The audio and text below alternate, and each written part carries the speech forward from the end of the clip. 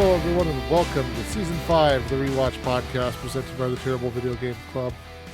I'm your host, Tyler Schatz, who's here for a slice of huckleberry pie. Joining me this fine recording session is one Stephen Howard, who will be submitting a memorandum after this episode for the use of only dreams in policing moving forward.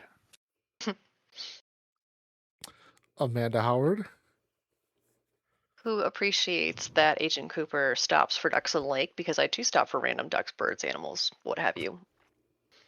When did he stop for ducks? He said, look at that, ducks on the lake. Oh, I do It's vaguely remember that.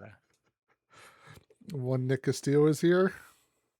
Was here to remind everyone that every concern is a sexual issue. Okay, yeah, listener, Nick just licked a domino. This can't be. I have to explain it because it was creepy enough that the audio does not explain how creepy. Oh, it was creepy when it happened in the show too. Yes. Nah, it was just weird. That's true. Just weird shit. Par for the course. Josh Cox is here as well. Bringing banality, insincerity, and a rather irritating method of expressing myself. Yes. I wrote that entire sentence down because it was amazing. Agreed. And then last, but certainly never ever least, one Gary Delaney. Personally, I also am hoping that at my funeral, two people start a fist fight. That's my life goal now. Do you want somebody to jump on your casket? We can provide this. Oh, someone jumping on my casket would be cool too. But like, just two people starting a fist fight. We can make this happen, Gary. Listener. What? We can make this happen. Okay. Bonus points if our one listener is cordially invited to my funeral whenever it happens. Sooner than later, hopefully.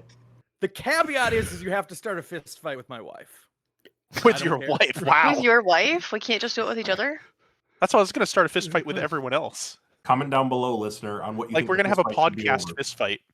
Okay, I volunteered to take the role of recreating the scene in a diner, laughing about it. Right. Chuckling up all the locals. We can do a little survey on who do you think should fight her. Hi, I've listened to your husband's podcast. Oh, that's nice of you. Uh-oh, wait a minute. Wait, oh shit.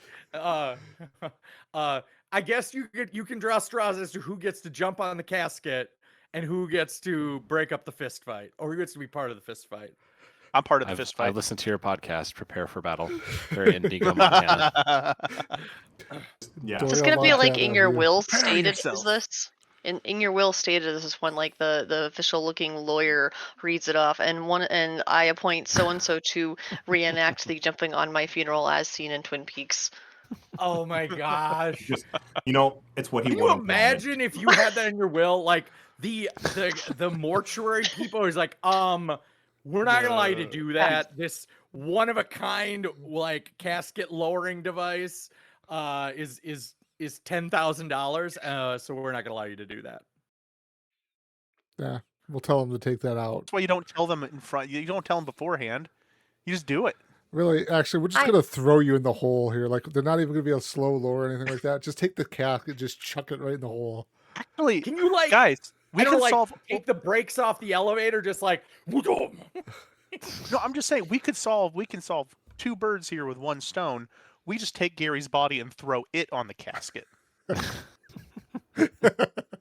Just you take it while in transit or like sometime beforehand. My body is not in the casket. We have a whole Fast and the Furious Fast and Furious it. Yes, heist, exactly. Yeah, just do a casket swap mid transport. And then we weekend at Bernie's him up to the casket there at the end. Boy. Who's the sleepy friend that Gary's friends brought to the funeral? Jeez. Yeah, he's not showing any emotion. He looks really gangly. Like he lost a little weight. It looks like Gary, but he lost a lot of weight. This is Gary's twin brother, Larry. Larry. Honestly, my wife would probably be pretty pissed, but she'd be like, well, that sounds like something Gary would ask for. Don't worry, Melissa. It's what he wanted. It's what he wanted all It's along. what he wanted. And that's what we're gonna yell as we throw your body onto the. It's what he wanted. That's Gary, don't ruin this too. Found a way to ruin everything one last time. What part of the show was the "Don't ruin this" too? That's whenever the wife says it to Leland when he's jumping on the casket. Yeah, the wife screams at him. Don't ruin this too. Oh my like, gosh! I was like, he's already jumped on it. It's gone. Right? I was like, I mean, I don't know. I had two If you thoughts want to watching know that what's part. worse, it's not only did we go down a rabbit hole, but at some point someone's gonna have to explain to Melissa that there's some weird Twin Peaks reference in my wishes when I die. We won't even need to explain it. It'll just happen. And then It'll we'll deal just with the happen. Yeah, we're not consequences. telling anyone. It's happening. I mean, how much is she really going to question it? She knows you. I thought it'd be much harder to probably explain the part where we have to question drag your that someone casket else down would the do Rio it. streets, just cascading You either- off the you either sides. acknowledge the truth, or you live a lie. She will deal with it.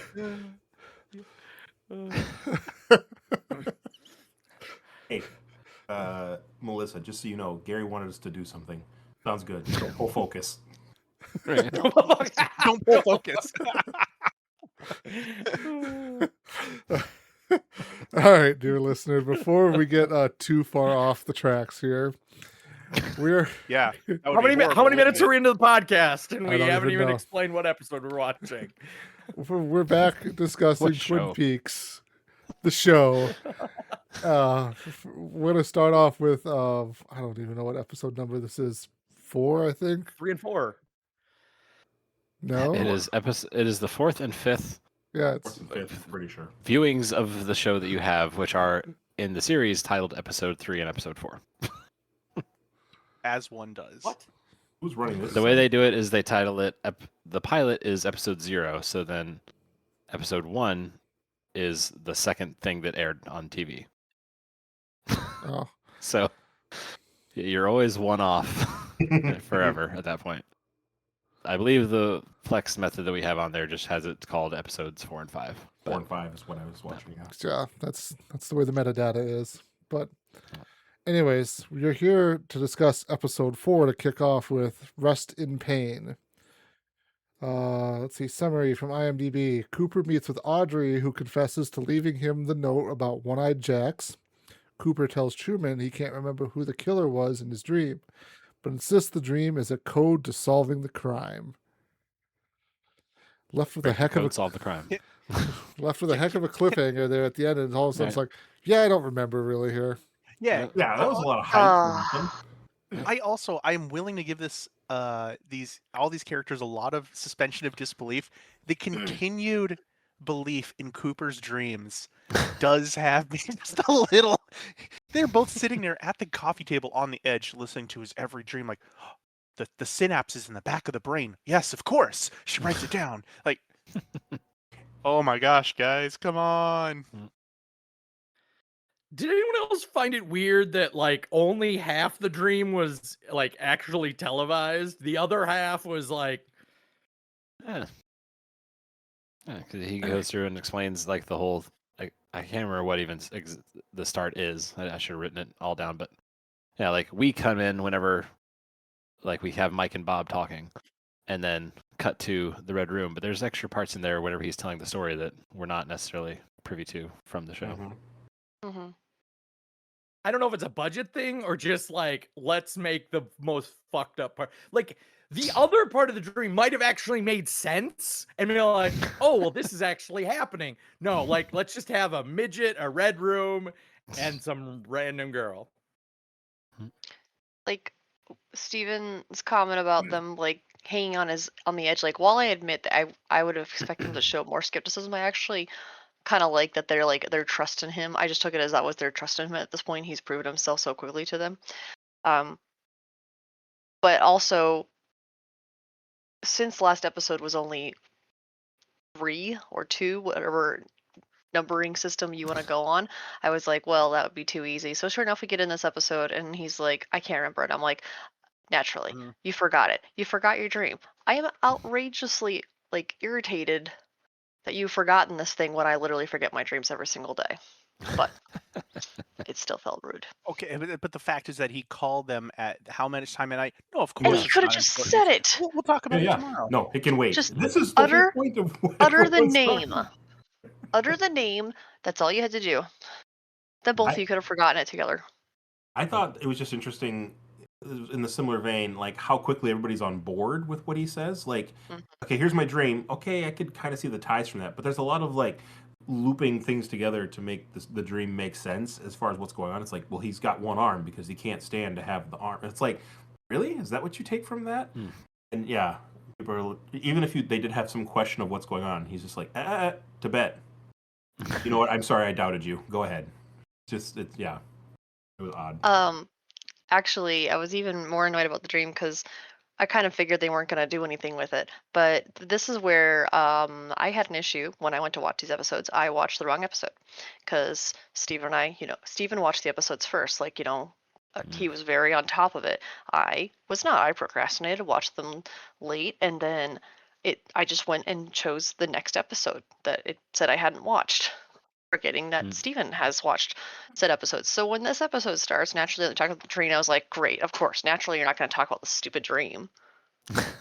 So I got mostly through the episode that we are not talking about tonight before Steven realized what was going on for me. Couldn't finish watching it.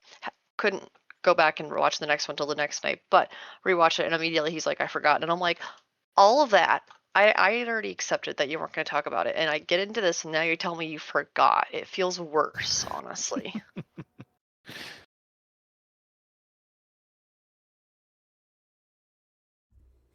So I have notes for next time too.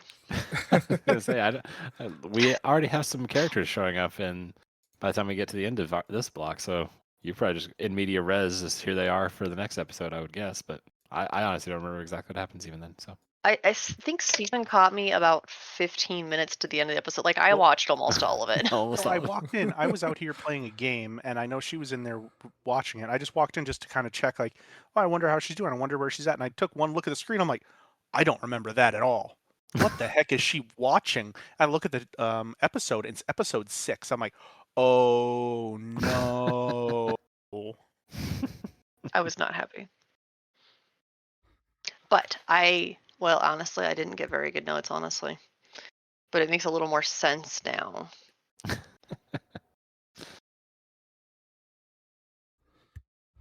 I also, since we're talking about that scene, maybe I could jump in real quick. How do we feel about Audrey having the hots for Cooper? Is anyone else really weirded out by that? Is it just me? Mm-hmm. Because she's I a guess teenager. I'm not weirded out. Oh, sorry. You go. Sorry. I'm going to say this. I mean, Amanda kind of already said it out loud there too. Is like she is a high schooler, and he isn't a federal agent there, who we're assuming is slightly older than a high schooler there. And I mean, This is not an anime, so yeah, probably. yes. I mean, definitely, like, high school girls can definitely have an infatuation with an older guy. I mean, it happens. It's all the it's time, not far I'm off sure. from the But truth like, or whatever. But he doesn't really do too much to downplay it either, though. Go ahead, Steven. That's what I was gonna say. Her infatuation with him doesn't weird me out. That happens. I mean, people in positions of power have a natural attraction to them. That's just how it is, and it's up to those people in power to make sure that they don't abuse that power by taking advantage of those below them or around them who may see that power a little bit more. But I do think that Agent Cooper is playing into it. I don't know if he's just like working on her as a resource or if he's just like, oh, this is fun sort of thing. It's a hot girl and she is into me sort of junk. I don't know. I guess I understand it from Audrey's point of view. I don't necessarily understand it from Cooper's point of view. Gary. I just assume it's kind of he's just mining her as a resource because he knows that she has more information, and obviously, like, Audrey was into cocaine and had this secret second life, and and so mean I'm sure she's Laura? just trying to. What? You mean Laura, the girl who Laura died? had a second It's life. Laura, not Audrey. You said Audrey had this second life. forget. Yes. Anyways. I can't remember people's names. Steven Anyway. part 2 over here. Stephen I Parker. wasn't gonna say it, It's but catching. Anyway, yeah, I just think that he probably is. I don't know. It's weird. It's a show. It's literally the fact that a high schooler is flirting with an older man is most of the time the least weird fucking shit going on. So This is true. I mean, he's not wrong. This is true. No, I wasn't. I think just on the surface of it is what throws me off. Because again, Cooper professes to have really good intuition about body language, so it's clear as she's like leaning over the table at breakfast, while he's having his pancakes, writing down every word he's saying. It's like he seems, or not writing down, but like hang on every word he's saying. It seems like she's really into him, and he's just like, "All right, would you like to have breakfast with me?" And it was like right away, like, dude, just threw me off. Like that makes me think that Gary must be right. Sorry, I jumped in there. No, yeah. I would say Don't give him it's a bit hope, Amanda. I mean, Cooper definitely knows how to work people, as we continually see throughout the show so far.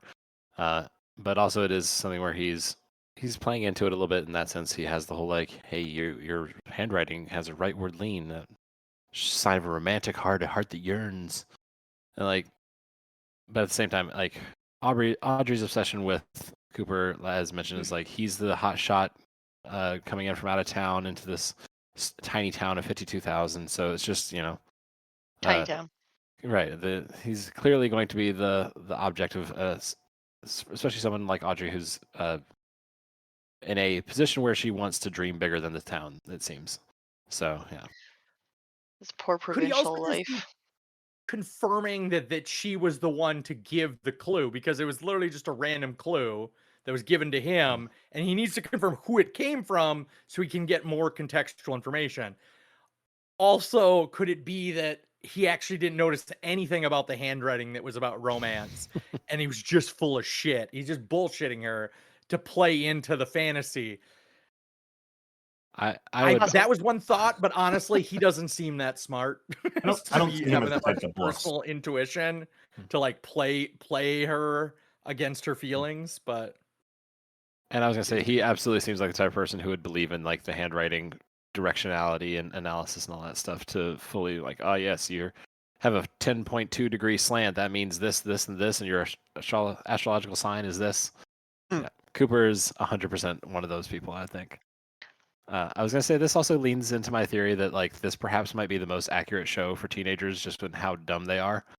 Like Audrey is fully obsessed in a dumb way. The Mike and Bobby are the people that will show up just completely smashed in front of someone's house and be like, "Oh no, don't worry, he's driving." Like this. Right. The older I get, whenever I watch this show, yeah. Like the more I watch this show as and I get older, it's just like the teenage stuff on here. Whenever I was younger, it was like, oh man, these guys are so stupid. But now it's like, oh no, this is accurate. This is how these people would behave. Oh no, don't tell the cops the facts that we know about the crime. They didn't love Laura like we did. We'll solve it. Oh my gosh. Jumping ahead, but my gosh. Dumb teenagers. I will agree. They're very. I don't know. Everyone's kind of fucking dumb. So, but that's what these type of shows rely on, is a little bit of everybody's just a really big idiot, then you have one savant who's able to kind of piece everything together. I don't need a savant. Isn't that that was what Monk was? That what Sherlock is? That's what like everything is. Any detective show, it's a bunch of idiots and one savant. Savant is even a strong word, because there are people who are like together.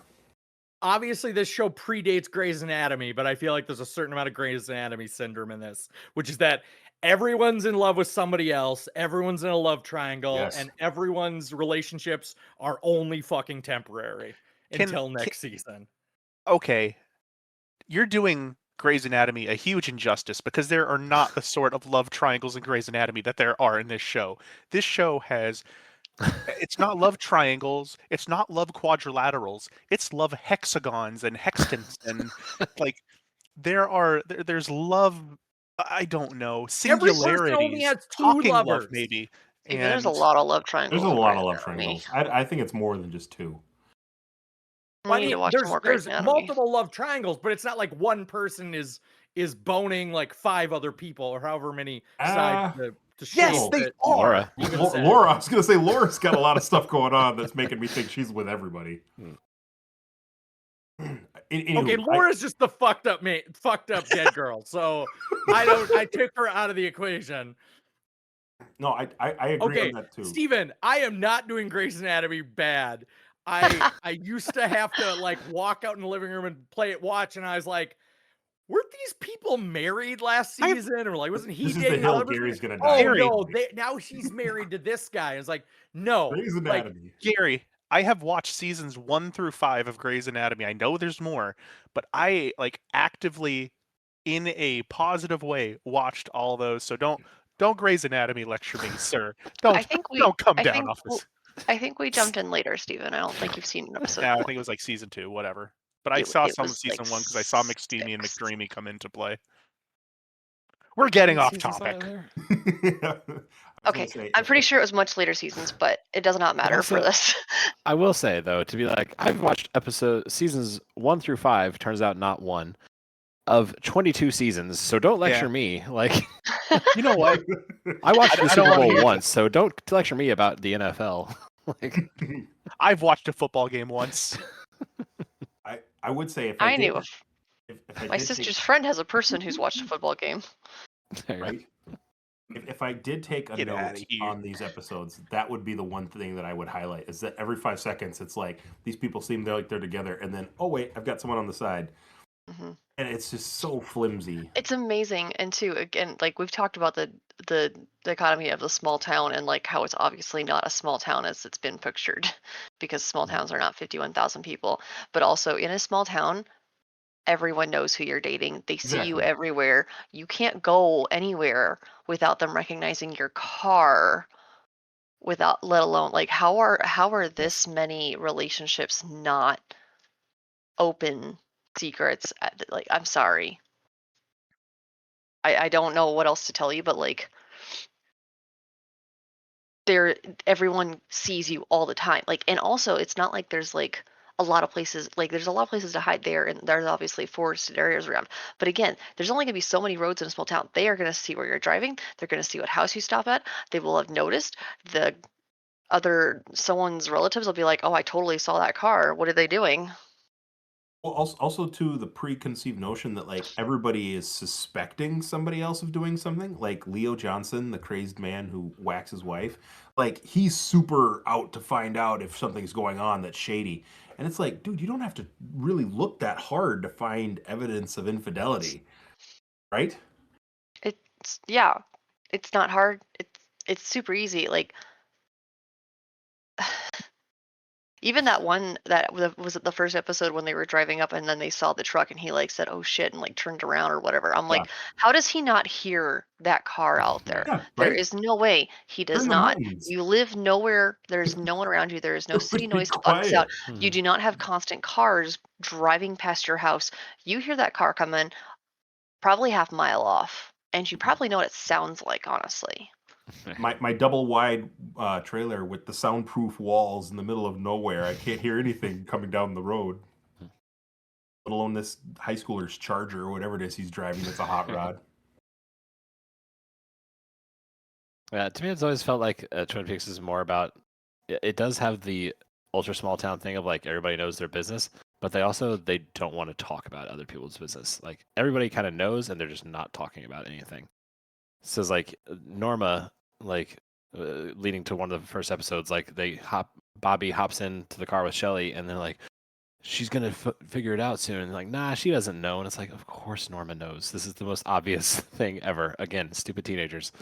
But like everyone kind of knows. Like Ed and Nadine and Ed and Norma. Like that's a whole thing that people like give Ed shit about. Like, hey, you gotta watch out for this. Like it's just all these little things that the people seem to make references to the fact that they clearly know and they're clearly obviously that it is a known triangle, if not more.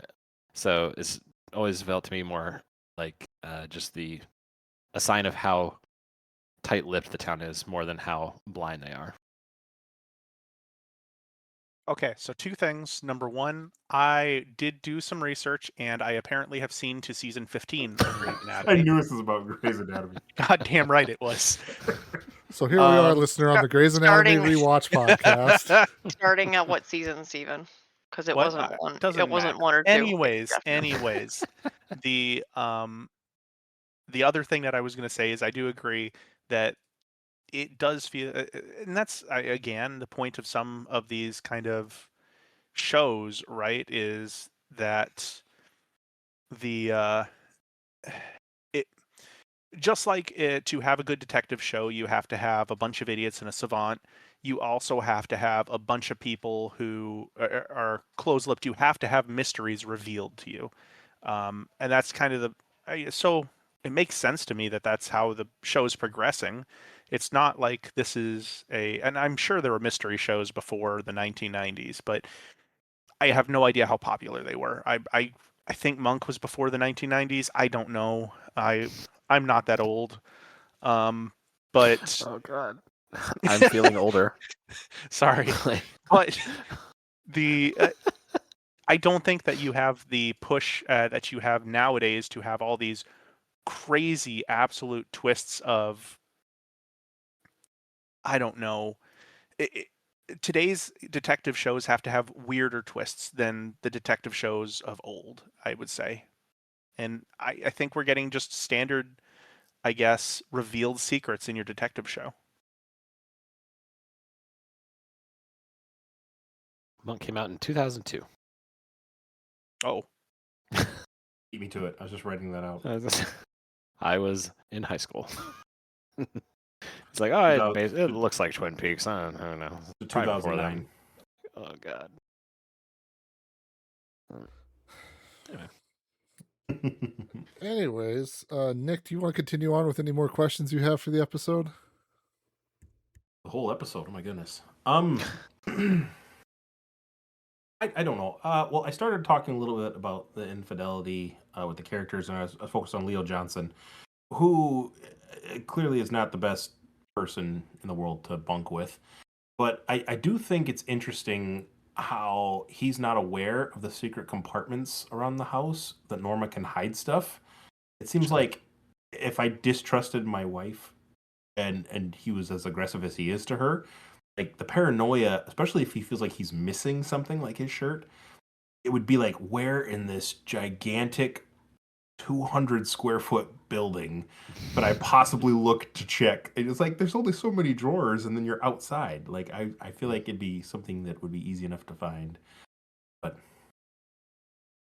yeah, I actually his attitude originally about the shirt was really upset about it, but his like total lackadaisical approach since then, yeah, kind of assumed that kind of took him down several pegs in my thing. I was like, well, he's not the killer. He'd be a lot more freaked out about this shirt. I thought that too. It's like, where's my shirt? And nobody knows it suddenly just disappeared. If that's the one incriminating piece of evidence that I'm worried about, that would be the only question I would ask to the one other person who I handed it to. Since we've seen how violent and angry and out hinge he is anyway, I'm like, well, congratulations, dude. The only good news about this is because now I know that you're just freaking out your shirt because that's kind of person you are. Right. And not because you actually killed him, because you would still be freaking out about the damn shirt then. Still be freaking out about it. Also, from that scene too, I thought it was very odd that Norma picks out a firearm. Firearms. Is it Norma? I thought that one. Shelley. I thought it was Shelley. Shelley, maybe Shelley. So yeah, Norman's the old one with Ed. But Shelley picked out a firearm. They are notoriously not super cheap for diner money.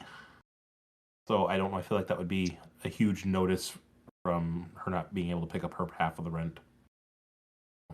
I mean, I get it. I feel like the diner owner would totally lend her money if she thought she was going to shoot her husband. She seems like a pretty stand-up lady. I think Norma does have Shelley's best interest in mind. I'll back that. I think Norma would allow her to shoot the psychopath boyfriend dude as well. But I would also say that I think events in the next episode prove that, yeah, it is. God, what is his name again? Psychopath husband. Sorry, Leo. Leo. Thank you. The events in the next episode definitely do prove that Leo doesn't have the best conscience on his head, so it's not necessarily that he's not afraid because he didn't kill anyone. Mm-hmm.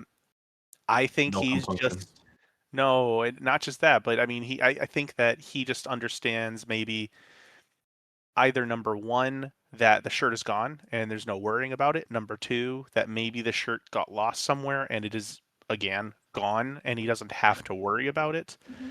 I don't think it's any sort of necessarily flag saying, nope, he's probably not the killer. Look, Steven, I gotta read into what I can read into, okay? Nothing in this show follows the same stereotypes because it kind of predates the ones that our stereotypes are based on, like Sherlock, and I never saw Monk, but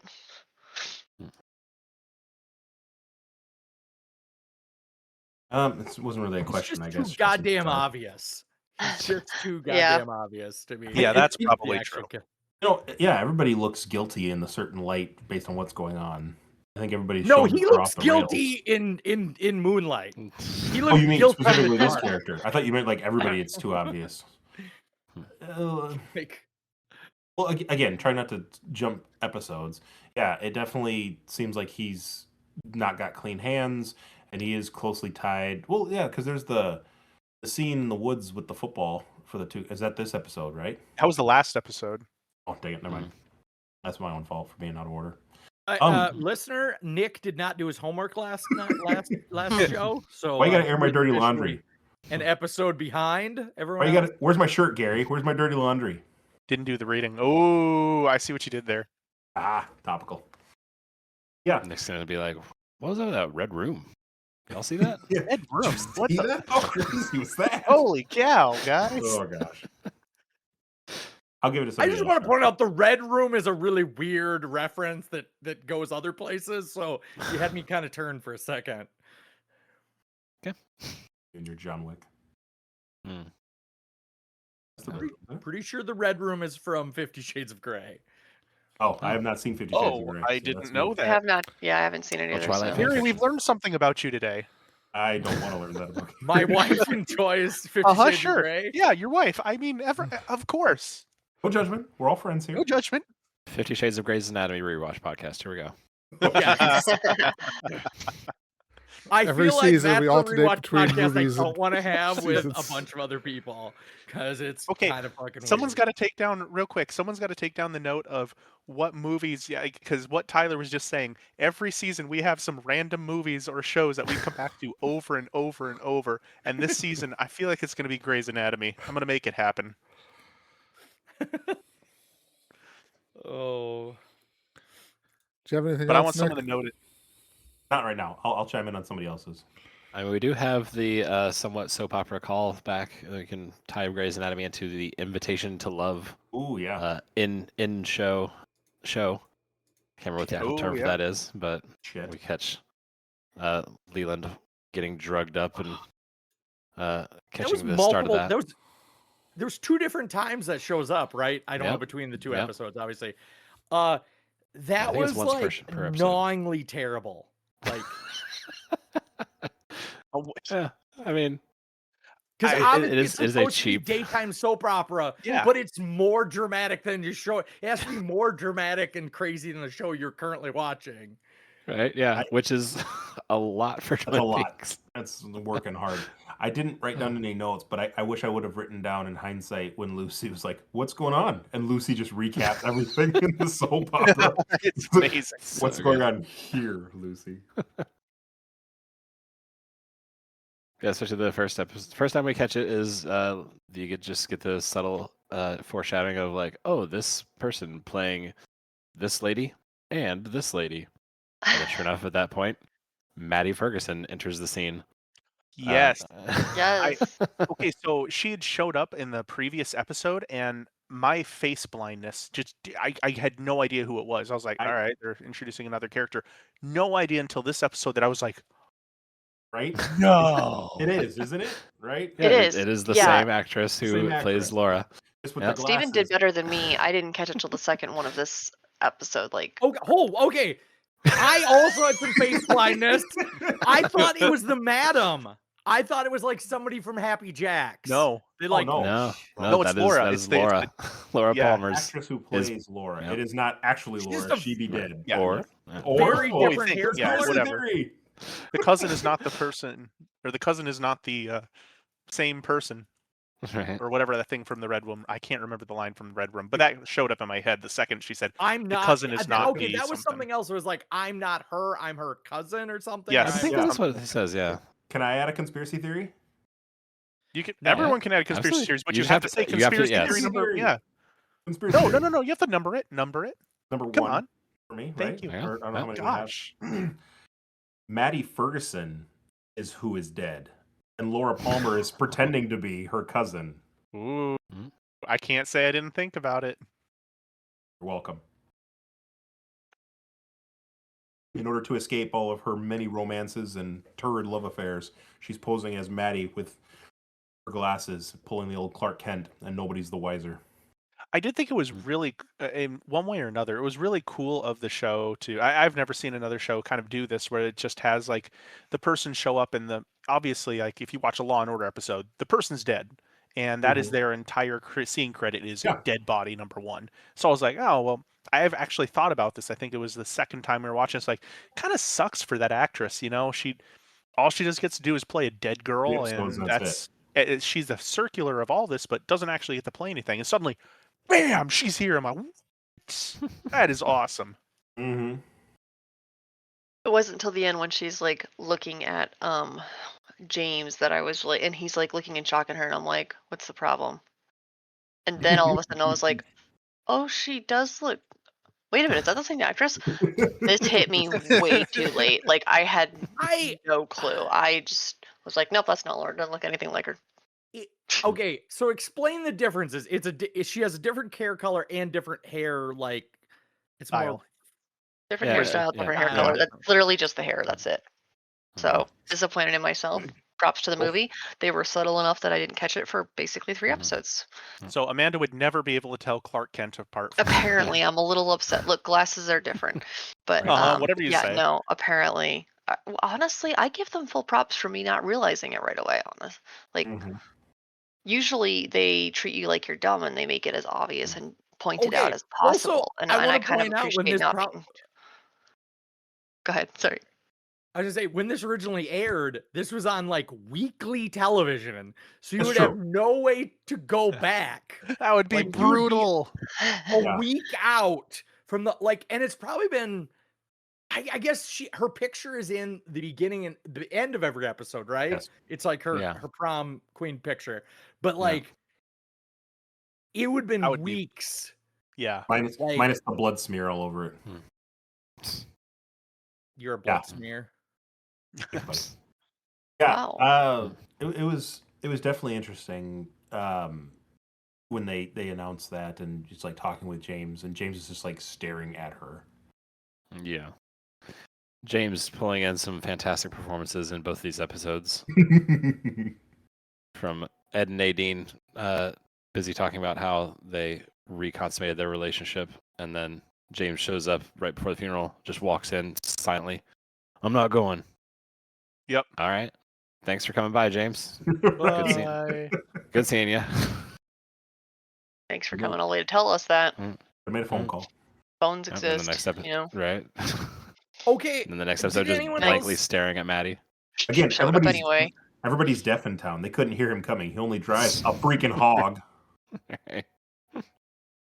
They even Yeah. had a thing where they like you could hear the motorcycle. Like she even asked him, like, "Is that yours?" Which was a stupid question because he's standing right in front of her. But like you can clearly hear the vehicle. At least they gave us that realism for hearing things. I mean, I do admit most times movies are very blind about that, and like you can see people like tiptoeing on like old wooden floors in a house that can't hear each other, and I'm like, that's not how it works. Did anyone else like? So we talked about Big Ed and his wife. Did anyone else get even more fucking confused about her backstory? Like, maybe she was like in love with him in high school, but he was in love with somebody, the waitress, and Yeah, she pulled a Taylor Swift. She was the person on the benches, and she was the cheerleader. And just Nadine wore t-shirts. Yeah. yeah, Yeah, but nothing explained why he turned his face towards her because it doesn't seem that. I'm very confused. Right. because what she Yeah, I she don't was know if looking it's for like- there was there the whole time, Amanda. And- like there was an Norma- accident. You're gonna or quote something Taylor went Swift lyrics on. at me? Oh man. Oh man. So was we've good. got some Grey's Well, Anatomy and 'cause some it- Taylor Swift from That's right. Steven tonight. Can't stop this train. At some point, It's like, Norma went with Hank. Is my understanding, is at least from my guess from the timeline, at least, would be that Hank- Norma yes, went yes, to yes, Hank Norma. and ditched Ed, and then Ed went to Nadine. And Hank. You I mean the keep domino forgetting. liquor? So Hank. He chose the Domino domino liquor. liquor rather than Big Ed. domino liquor. Okay, so in this case, I actually could not remember this guy's name. I pulled a Steven, and he's in my notes every time as inmate husband. Inmate But husband. domino, That works. the You're not domino wrong. liquor IH. is also self-explanatory. Okay, is this the first time he shows up though? Right? Like I He think so. shows up next episode. He hasn't showed up yet. Oh, It's easy to Yeah, explain. how dare It's you. easy to explain, Gary. But you know who did show up this That's right. episode? Albert, that's right. Albert. Which the one's Albert? Sultan of Sentiment, the break the code, solve the crime. Oh yes, yes, He yes. does not suffer fools gladly, and fools with badges never. Oh. He gave a performance worthy, like a little monologue worthy of V for Vendetta, and I had to pause and rewind and write it all down because I Came was in so hard. impressed. Yeah. I'm like, I need to remember these phrases because he delivered them with such sincerity. Yeah. who the fuck is Albert? I don't. What part of the episode was this? FBI prick. This is like The the second thing that FBI happens in the Medical first examiner, episode. coroner. Yeah. Yeah, the With a medical Lord's guy that body. comes out to help Cooper. Yes, The guy who's FBI. super Okay. unimpressed punch in about the this Yep. village that he has been forced to go to with Backwater. practically no backwater with like no indoor plumbing basically is what. Yeah. But the one that got in the fight at the morgue. But he says, I Okay. realize your position in this fair community pretty well guarantees venality, insincerity, and a rather irritating way of expressing yourself. Mhm. And I was like, that was amazing. Who can I say that to? It's gonna be me, listener. It will be me that she says that to. Stupidity, however, is not necessarily an inherent trait, and I can't decide if that's really true or not. But it was beautifully delivered. It was such a It is- backhanded compliment. He's like, you can't even be this stupid. So listen carefully. So also too, I don't know if just because our particular group has seen so many movies and TV shows, I could tell that Harry was gonna punch him from a mile away. Oh, Yeah. Right? Oh, yeah. It's like Wait. he's saying this, you can see it in Harry's face, and Harry just goes, "Wait a second." Yep. Wait, you One see second, who one it is? second. Ugh, and then goes for the punch, and it's like, what are you? You could tell he's about to punch you in the face. Yeah. Well, not Albert just that. is expert in medical and nothing else. It's true. Exactly. But did anyone else notice Albert's what he was actually wearing, the smock that he was wearing, covered in blood, spattered Yes, all over it? I He is did. working on like a 3-day dead old body that has no blood pumping through it. I don't know what, like, if he was just working on like there's a pig back there, they like, kill the pig and then get the blood all over him, and then go work on Laura. I don't know where that blood came from though. It was a lot. This Yes, show is yes. not realistic, Steven. This show is not Oh realistic. my god. Also, I felt like, whatever his name is, Albert. annoying FBI guy, Cooper. Albert. Agent Cooper. Michael. Albert. I felt like he was one more thing where it's just he's over the top being rude. Like previously, he was moderately rude, and the sheriff said, please don't talk to me like that." And then he doesn't That's not just what. he doesn't just like come off as a one rude comment that would involve getting punched in the face.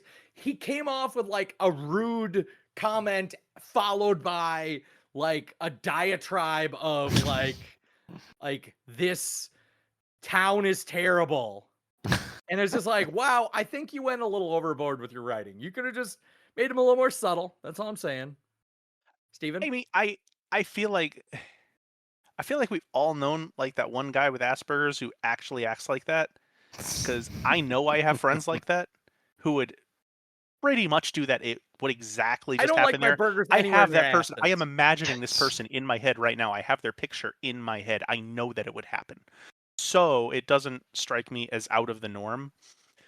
What I would say, and I wanted to get the group's opinion on this, is he's basically throwing a bitch fit because he can't continue to operate on Laura because Laura's interning Internment. is happening. Internment. Entombment, yeah, whatever. Internment. It's happening that day. It's not And a tumor. it's not the tumor. Anyways, but they if there is still autopsy to happen, like, wouldn't you want that to still happen? Like, I Yes. get where the family's kind of coming from here, but in the same thing, maybe push it back a couple days. Do you not want to figure out what happened? If this super agitating dick ass guy whose one redeeming quality is he's really good at this says it's probably necessary, should you listen to him?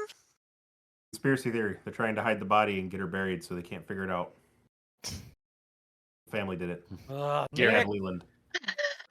Write that anyway, down, I Gary. agree with Steven that yes, I feel like you'd wait, or you would do this in a timeline of understanding that, hey, we're having somebody from FBI show up. It's going to take, they would like to see the body. It's going to take them a couple days. Like, this shouldn't be new fucking news. You're like, the local coroner looked, the FBI is involved. The FBI needs to send somebody out. Like, this should be a timeline. Like, just so you know, before you know that the FBI guy is going to be a huge fucking dick, you should know that, like, he's going to take a couple days. Honestly, I don't see where the family's coming from because they're obviously a hot mess and a complete disaster after this tragedy. So I would think they would be the ones saying it. And in the entire town, again, this small town that should be terrified of a serial killer on the loose is all like, yeah, no, we need to bury her. No, that is not, I guess I do not understand it at all. I'd be like, everyone should literally be on the same side without any argument here of wanting answers. Like, why was the rush on the funeral? Everyone should be chomping at the bit for more information to solve this. So I did not get that part. Nick, you're going to have to proofread my whatever the fuck you said for conspiracy theory. Well, I do have a conspiracy theory that follows up on this entire scene as well. Aha! Because after he says, "I want your report," and whatever, and he gives a report about cocaine, and there's a letter, You and they're haven't going to said give a it. couple. You haven't said it right, just so you know, before you blow your conspiracy theory. Let freaking wait. Thank you. But he's going through all that, and then he stands up to leave, has that confrontation, and there's a scene where Cooper is just in the room by himself making another note on his voice recorder. And conspiracy theory number 3. Cooper says that he wants to make a note that he might get land here at a very reasonable price. My conspiracy theory is he's actually the one doing all this, so he could get land at a very reasonable price. Hey, if Steven's going to throw his conspiracy theory in, I don't have a conspiracy theory, but I have a question that might spark conspiracy theories from you guys, so I would like to ask it. Go for it. Hold on! Holy crap. Gary has to type You're out gonna Steven's write. conspiracy theory. Steven made a very long conspiracy theory, so Buy land. Cooper. reasonable 3-1. price. Cooper, he is the murderer to get cheap land. Got it.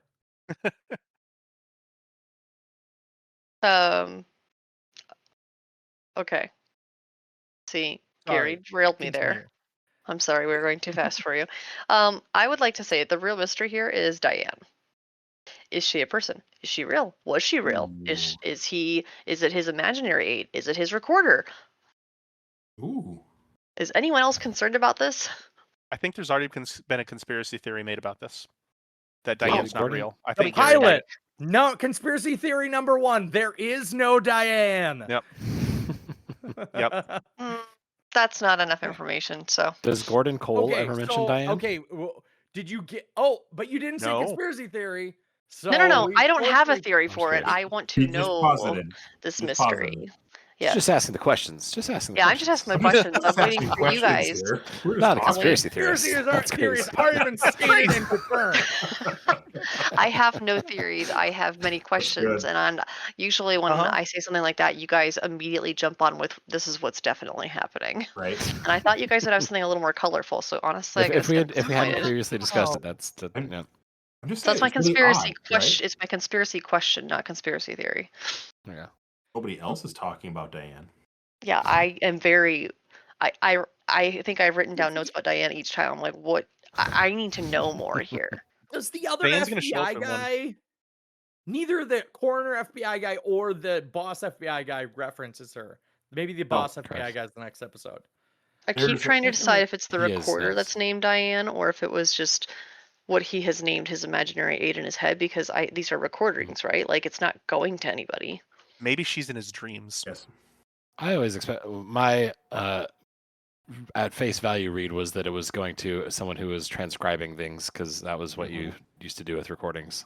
I mean, still do. So But conspiracy theory possibly could be that it's the name of the tape recorder, or it's somebody in his dreams, or like Diana's an enigma. So is that a conspiracy theory, or are you just positing That a sounds question? very- in the No, form of conspiracy a theory? person He's I can't elaborate. restate someone else's theory. I refuse to make a conspiracy theory I that's will just make it. piggybacking off of Steven All right, Stevens. go ahead, Amanda. You make it. Conspiracy theory number 4. Diane is either the name of the recorder or the name of what he has decided to call his imaginary aid in his head, like I don't know, like his mind palace or something. What's Or the his name of the Mind Palace? Mind That Palace? was That's sorry, what that she was a said. Sherlock Sherlock reference. thing. I'm sorry. The official words in the conspiracy theory is Mind Palace. What was the name of the FBI boss person who follows up after Albert says, "I'm gonna like send a report," and someone calls Next him? episode. Okay, dang it. it is It was Gordon something, but yeah. Okay, Gordon Cole. there you go. Again, a call from somewhere. Amanda, I edited your conspiracy theory. I trust you, it's fine. I paraphrased you. That's What you fine. call paraphrasing a conspiracy theory, I call the rape of the natural world, Gary. It doesn't apply here. It does apply. Dr. Malcolm. All Jurassic Park references beta final. Go take bets. While we're slightly on the topic still of the Albert and Truman fight, I found it a very even silly for this show that the punch sends Albert full Shinji Ikari top onto of- the cart. Yeah. Yeah. Just Like whoops, now off he's his on top his of feet. off his feet through seemingly like 2 or 3 people based on where they're standing after in between the cuts, and then onto Laura's body. Yeah, and where he takes approximately like a full minute to get off the body, which doesn't feel Wasn't like it that would require weird? much. Yeah. I- Yeah. That was When like you're this is very- laying on it- my notes specifically call out Shinji Ikari and the Ray scene Yeah. there. So yeah. There you go. I'm sitting there and I'm like, he's lying on a dead 17-year-old body who's. This is weird. Oh no! He should Look get what off happened. quicker. My notes did Yes. also reference the great line of "He hit me." Well, I'm sure he meant to do that. It was an accident. And I'm sure he meant to do that. There's a lot of good lines in this episode, not gonna lie. Sure they are. Yeah. Might be using this. They don't suffer fools, and those with badges never. I would Yes. imagine being an FBI coroner, all you do is deal with people who have badges. Speaking of weird and random, I do have to call out one thing Just reading, too. sticky bitches. There's an establishing shot of the diner there, and you have this truck that is basically like it's a full 18-wheeler. I had to rewind it twice there because I'm like, this thing is pulled in the parking lot, taking up like all of the parking spaces there. Asshole. It's like, what a dick. Maybe it was delivery day. I don't know. Oh, Dropping off the Aramark supply. God. Sending me back. This is painful. This is a painful memory. I will say, so we get also to the actual scene with the interment, and Can we back up 1 second here too? Sure. Before that, the scene happens of Leo. There's a scene where Leo is outside his house chopping something Yes. when the Yeah. agents pull up. My question is like, what the hell is he chopping? Because he's literally swinging, he stops, doesn't reset anything like that, and starts swinging again. I'm like, what are you doing, buddy? After a woman has died in the town, he's just practicing how he swings his axe. That's totally normal thing to do in the woods. He's working out his muscles, baby. He don't stay that in shape in the truck the entire way by not swinging an axe randomly. He's working out his sock whipping arm. Oh, Gary appreciates that joke. I was going to say send all hate mail to Nick this week. Oh, man. I do not support or approve of anything Nick said, so I think he needs to go to counseling. Just saying. Going back to the topic that Tyler was mentioning there, he's like openly agitated talking to the FBI director. Like, even if you don't want to be the suspect in a murder trial or you think you should take the heat off of you, he does a very poor job of doing that. Not only does he do a poor job of doing that, but I loved the interaction between him and Cooper. He's like, I don't have a rap sheet. And Cooper's like, well, you did this. He did his homework. Okay. He had everything ready for All it. of which is a rap sheet. It was fantastic. I had to go look at the wood chopping because I also thought it was kind of weird. It cuts back to the FBI agents in a conversation. So it's literally the amount of time it takes them to flip back to the camera to them, ask a question, and hypothetically, he's already loaded another piece of wood in the But, matter of like two sentences. Every scene is like chest level, though. Like every shot is chest level on everybody there, and he's swinging this axe. It's like, okay, that does not sound like wood chopping. It sounds like you're just drilling it into a stump out in your yard. Look, after the guy who played Cooper broke the bottle, they broke their entire budget for effects. They had to they had one piece of wood. They could not swing it multiple times. I mean, okay, technically, if you were trying to take out a stump, stumps do take multiple attempts. But that's also not the height at which you would chop at. The height he's at is for like chopping wood. The height of chopping out a stump is like at your ankle level and also should require steel toes. So you don't fucking chop your toes off. Safety first, listener. 90s were a different time. Different time. Did steel toes even exist in 1990, Nick? No, You're no old. one was, you probably know this. No one was alive then.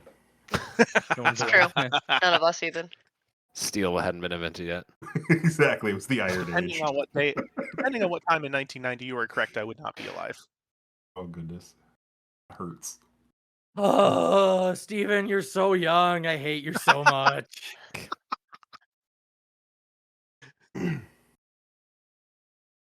Oh, man. Well, then we do get... Oh, yeah, go ahead. I was like, I have no idea who's up or what we have left to talk with about this episode. So go ahead, Steven. I just got two more things for this episode. The first one is the scene with the funeral. And my thing isn't going to be what probably everyone else was talking about. We were talking about how we were going to make this into Gary's going to have a funeral. And we're going to stage everyone. There's going to be a fist fight at Gary's funeral. We're going to throw his corpse on top of his own casket. It's going to be a great time. But my thing was when Bobby starts yelling. And he starts absolutely going off on saying everyone knew that Laura was in trouble and stuff like that. And guys, he's not wrong. Yeah, that was like the most he goes realistic off and moment. He's right. I agree. Yeah. But also, before that, his dad says that smoking's a filthy habit for an athlete. Yeah, okay, honestly, his dad is also aggravating me. Like, every time he walks in, I'm like, I don't want to listen to the lecture, dude. Your kid is clearly not going to. And yet, I understand he had just do nothing. But I'm also like, also, like, whenever a man dies in war, it's too soon. And I'm like, what are just? Okay. But I heard AC about to disagree with my opinion on Bobby's statement. So I want to hear that. I will say, it speaks to my theory that the town is more about being tight-lipped rather than blind. That Yeah, I agree that Bobby is just calling people out like, hey, everybody knew she was in trouble. Nobody said shit. Nobody did shit. Just let her self-destruct essentially into this situation, even if it wasn't necessarily a suicide or anything. Like she was down a path that we let her stay down. But at the same time, that he says it, he still like says like everybody, including me, let her down. But like, dude, you did nobody loved her? Like James immediately moved on to Donna, and Bobby immediately was in the middle of being with Shelly, and like still clearly seems to like that was the preferred option. So like, the scene devolves into two teenage boys fighting over someone that like neither of them loved her, but they're still fighting over her, and it's like, what the this is an accurate portrayal of teenage boys. Yes. I think it's accurate. Like they just fucking hate each other because of who they are. Like they're just like they have some unresolved animosities. Also, I would agree with Amanda. The whole scene where the dad is lecturing is just uncomfortable because it's literally two different characters who I hate for two different reasons. Like a football jock who's just a whiny little fucking bitch who is designed to be someone you don't like. And then his dad, who is a military like asshole who has no idea how to be a father. Like, and it's just like folks. These two people don't exist in the same family. Gary Gary hates the military. You heard it here, folks. Oh jeez. Every time that actor opens his mouth, I hear General Hammond, and then he just says something totally, and I'm like, you're not really him. I just feel like the smoking the cigarette in your home in front of your parents is almost beyond the pale. Like, I don't think even that character's designed, like you said, to be obnoxious. That would be something that I don't think the dad has ever tolerated. For him to like just pull it out and start smoking in front of him, I don't know. He's smoking at the dinner table in a previous episode. I was like, why? Was he previously too? Oh, I you are an adult. My theory is like you are an adult, and obviously you were in the military. You can take away the fucking cigarettes.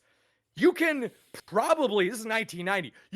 We've already learned, you can beat your family member with a bar of soap and a sock. And if somebody needs it, it's this fucking kid.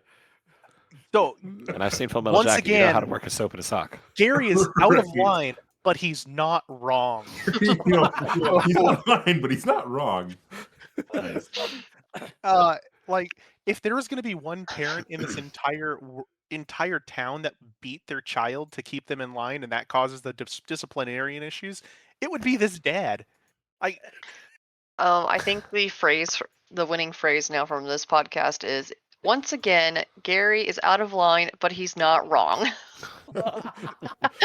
That should be a t-shirt. Go right to his head. But yes, do that. Anyway, like this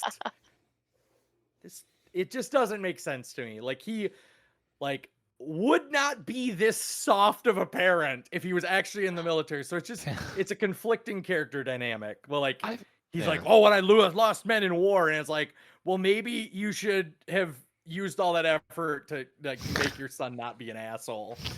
I feel like he tries to come off as like the more poetic side of war soldier, rather than whatever grade he is, wouldn't he have to actually, like, I don't know, lead men into battle? Also probably 18-year-olds, so he should have some experience into communicating with young adults. Is he always wearing his like dress uniform too? What the hell's up with that? Always that's all he has. 100%. Okay, I was like, why is he always wearing that? Didn't we say that he was a colonel or something? Yes. And does he need to go somewhere on a daily basis? Like, as a colonel, is that the whole wardrobe budget? He just gets one outfit. Every parent just gets one outfit. As a colonel, he may not have, like, he would lead troops, but he might not see much on the battlefield. As a colonel or closer to a general, he would be in charge of like making decisions and stuff, but he'd be leading from the rear, I would imagine, in some capacity. Why does he always have his? Do you like leading from the rear? Yeah. Well, real quick, my rebuttal to that would be, we did go through his ribbon rack, and he does have distinguished recommendations from both Korea and Vietnam. So he did lead people somewhere. Yeah, and apparently wears his dress uniform every single day to do nothing with it. From what I can tell, there's been no other sign of any other military presence in this town. So what is my dude doing here? Hiding the conspiracy theories. Have you ever seen The Mist? That's what he's doing here.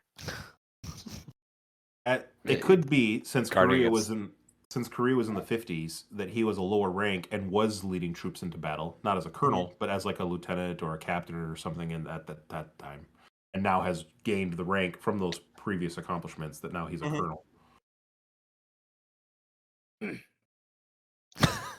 Conspiracy theory number 5. Dickhead Colonel is part of a government cover-up. I started that one. Yes, you did.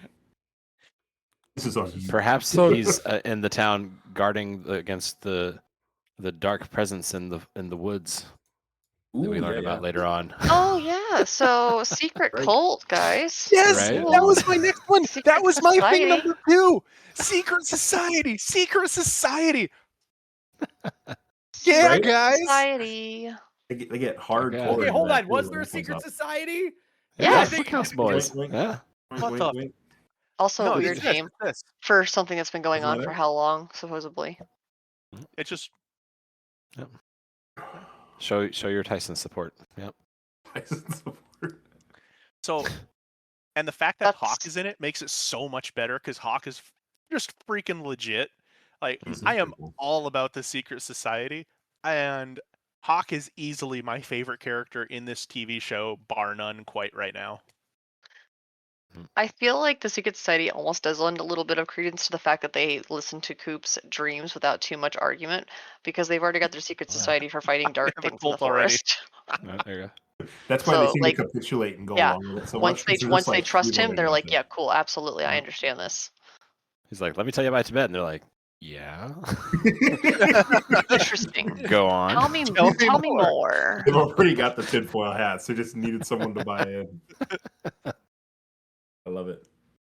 It like whenever they're sitting at the diner and you're like, oh man, this is a secret society with Hawk and Truman and Ed. This is great. I love this. And they're like, James is in it, and we're like, all right, I guess. 100% feel the same way. Comes down a little bit then. You know, a little bit. It goes down a lot of bit. That's awesome. Trying to remember the episodes. Does the pistol go off before No, or after next that? That's next episode. Okay, I keep thinking So of the good. next episode. I was All about to But say yeah. that, and I was googling or I was checking my notes to The be like, only- "Ugh." Yeah. I think There's- the only other thing that really happens of note here is the very ending scene. Well, not, I guess, very ending scene, but one of the very ending scenes where Dr. Creepy McWeirdo goes and visits the grave of. I'm going to forget her name now. Laura. Laura, thank you. Goes and visits the grave of Laura and gets confronted by Cooper while he's out there, and basically he pretty much spills that he was in love with Laura and only cared about Laura out of this entire city. We kind of guessed that, although he did say that Yeah. really interesting comment about how people tell them their problems all the time, and he just doesn't care. And I was like, that was like very real. Probably also how to kind of Coming survive to a therapist hearing. near you. Yeah, it's probably also how he survives hearing everyone's problems all the time. To just not care. You do your job, and he's done. Tyler. I do have one other point to call out. We had a log lady sighting at the funeral. We did. Yes, right up front. Right Hell up yes. front. Cradling her little log. Reserved for family members. No, she was up there with like the business section there, with the priest. with the priest. Yeah, The priest. Yep. Yeah. it was the priest, Shelly from the diner, and Log Lady. As one does. What's wrong with that, guys? Also Didn't- I decided not to make a note about it, but I was super offended on how they only had like 15 people. This entire town has been rocked by this. Everyone knew her, and everyone that I'm like, you got 15 people here at this Mm-hmm. not wedding, sorry, funeral. The entire Dancing high small school kid town, didn't even people make an who don't, appearance. yeah, people who barely knew her would have been at this funeral. This town has Right. been rocked by this. You have made this abundantly clear. Even like at least the Reverend Neckers would be there. So where is everybody? At least bring all your actors in. Yeah. Sorry, I'm going back to something that previously got brought up, and that was the crazy Dr. McPsycho at the like. It was a weird. That scene was weird for me in a different way, and that was that he seemed more stoic and less of a crazy motherfucker. Like he's like, oh, actually, I hate everyone in this town. Like a very like somber explanation. It was like, I hate everyone in this town, but I loved Laura. And that is like the most like reasonable, clear statement that guy made. And then like the next time you see him, he's batshit crazy again. So I don't know. Maybe they're trying to push him being the killer because he went a complete 180, or everyone in this show just shitty fucking actors and didn't know that he needed to keep the crazy on. They're secretly crazy, Even- but they hate everybody. It just resonates with Gary on a personal level. Yeah. See, Based on every other I hate scene with everyone. Dr. Jacoby, I don't feel like you ever need to tell him like, hey, you gotta ratchet the weird Don't and draw. creepy enough. Don't draw attention. Don't draw attention. Don't pull focus. Don't pull focus. I believe also in the tail end here we see the Josie and Pete had found a secret set of books at the sawmill, but Catherine realized that they were onto it, and so did the old bait and switch, and yeah, we just kind of get that reference at this point.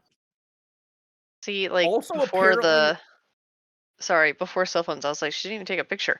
Well, yeah, that's how it works.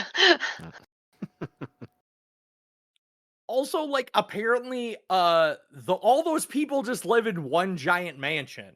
Like, Yeah. like the sister's husband, and the widow all live in one house, and apparently there's an intercom, which isn't crazy if you're super rich in the 90s that you'd have an intercom. It is crazy that you wouldn't pay attention to the intercom is on, or it wouldn't have like a very loud walkie-talkie noise. Like you live here. It's not like you're unaware of what it looks like. Mm-hmm. The walkie-talkie noise, yeah, you're right. But I mean, it's not really. I mean, she lived there, but she's only lived there for maybe a couple years. This other woman seems like she's lived there her entire life. I'm sure that she could figure out a way to, eavesdrop or listen into other people.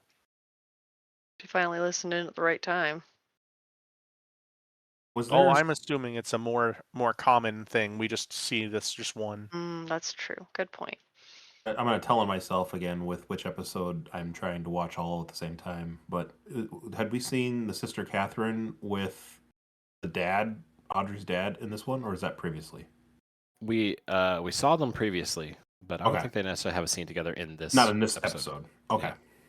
Because we're talking about the books, and I know that she had referenced once that there are 2 books, but I wasn't sure if that was the scene or not. Okay. Yeah. All right. Anything else from this episode from anyone? We've kind of been just bouncing all over the place as we talk about it. I just hope Leland doesn't ruin this too. All right. We're going to move on to then the next episode, The One-Armed Man. Cooper questions Dr. Jacoby, who suspects Leo Johnson is the killer. Gordon Cole, Cooper's supervisor, calls in with Albert's report. Josie Packard spies on Ben Horn and Catherine Martell. And Hawk tracks down the one-armed man. And already Steven is rip-roaring, ready to go. Because I had the first thing I wanted to get out of here was we've seen Cooper interview multiple different people, and the way that he interviews them is always a little bit quirky, a little bit aloof, he's never super serious, dead fun. He fucking roasts Creepy McWeirdo. He is not impressed. He is so over Creepy McWeirdo. Like, there is not a bone in his body that wants this man to be alive, and I am all there for it. And my opinion of Cooper, it was already pretty high, ratcheted up after seeing how he acted to him. Yep. Also, the doctor is doing close-up magic when you come into the room. He's doing like ping pong ball close-up magic, and I'm like, God damn! They just another character that you just are not intended to like, but for a very different reason. I love the cinematography of that scene too, where it's just like focused so up close on Jacoby doing his stupid golf ball trick, and then just cut to a super wide angle of Cooper at the far end of the table, just unimpressed, just giving him zero purchase on that whole trick. Yeah, Jacoby continues to be fucking the worst. Even references like, "Oh, Tibet, huh? No, yeah. Yep. I also subscribe to whimsical feasts, but I go as far as Hawaii. I don't know, Hawaii, I believe he even says. Hawaii. Yes. And he says specifically, I think he goes to the east, but only as far as Hawaii. Right. And I goes to the I east. did the math in my head, like, huh? You're in Washington. You're in the state of Washington, and you go as far as Hawaii. As far east. Well, but you go as far east as Hawaii? What? Only Oh. 340 degrees east. I did not get that reference because I don't understand geography. Sorry, guys. Also closes his time in the thing with hang loose haoles. I don't know the actual pronunciation. I had to look it up though. It is Hawaiian for white people. Oh my. Yeah. Like, okay, Jacoby. Whatever you say, man. Same way. If you ever go into a Mexican restaurant, just say, "Hey, the gringos over here want some food."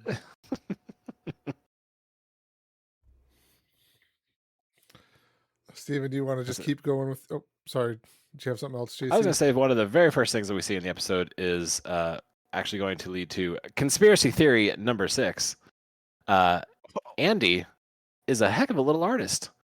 And yeah, perhaps that's why he's on the force at all. It's a small town. We don't have many people budding for the police force here.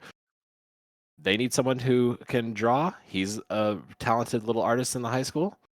He's recruited in to be the police sketch artist, and I guess he's got to go ahead and carry a gun and all that stuff too. We just might as well make him part of the force. We can't afford him to have him on the payroll otherwise. Right.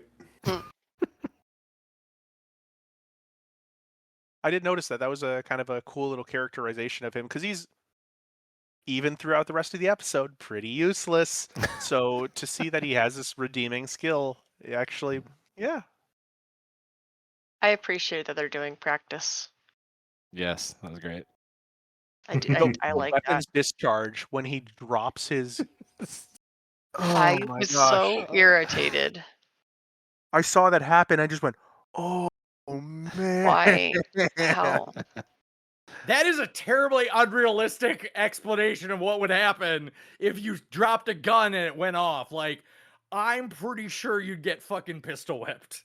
Like, yeah, Truman picks up the gun and like, oh my gosh, and then hands it back to Andy.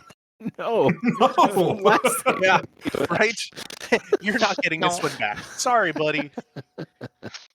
I feel like a serious police drama would have him like take the revolver, tilt it back, open up the action and dump all the bullets out, close the action and hand it back to Andy. Be like, okay, now we can go in. Like, just take away any ability to him to have firearms.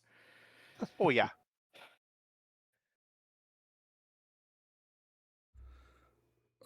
Steven, did you just want to kind of keep going on your opening questions for the show, this episode? No, not really. I'm just gonna riff off people's stuff. Okay. I have little points that I might bring up, but I'm gonna more riff off things. Okay.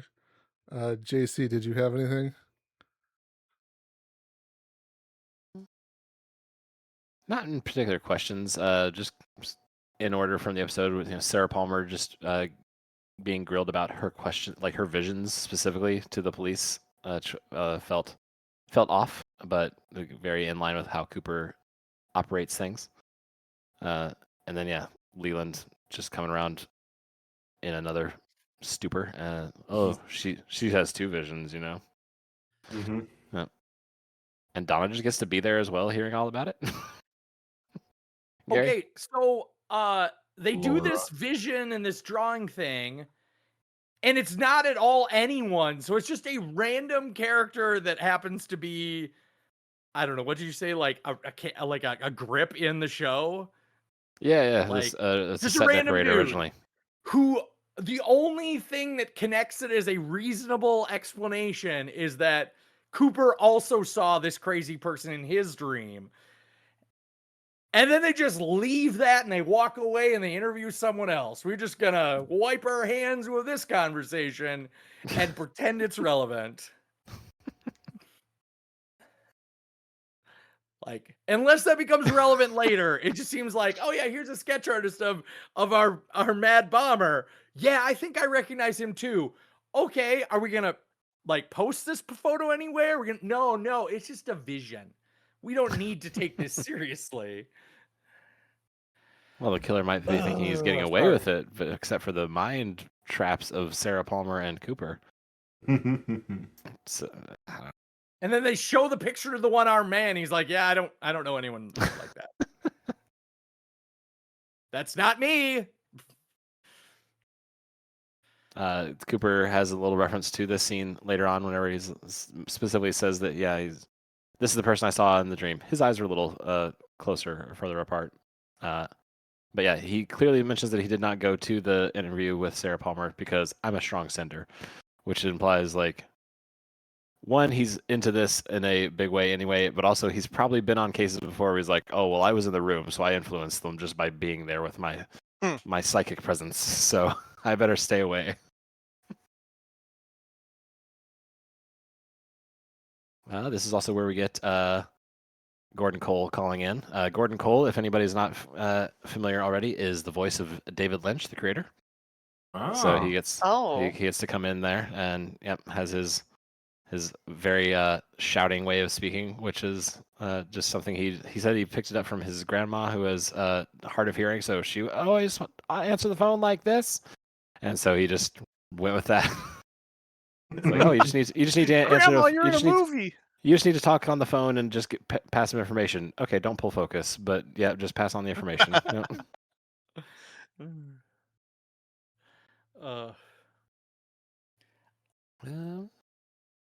Okay, so we get to the one-armed man. I have a just a dumb behind-the-scenes question, and I'm sure JC maybe doesn't know this. Is this actually a one-armed man, or is it camera trickery? I don't know. I was gonna look that up. I'm just wondering that too. Yeah. I thought it was a one-armed person. It'd be really good effects, I think, for how. Yeah, for the 90s.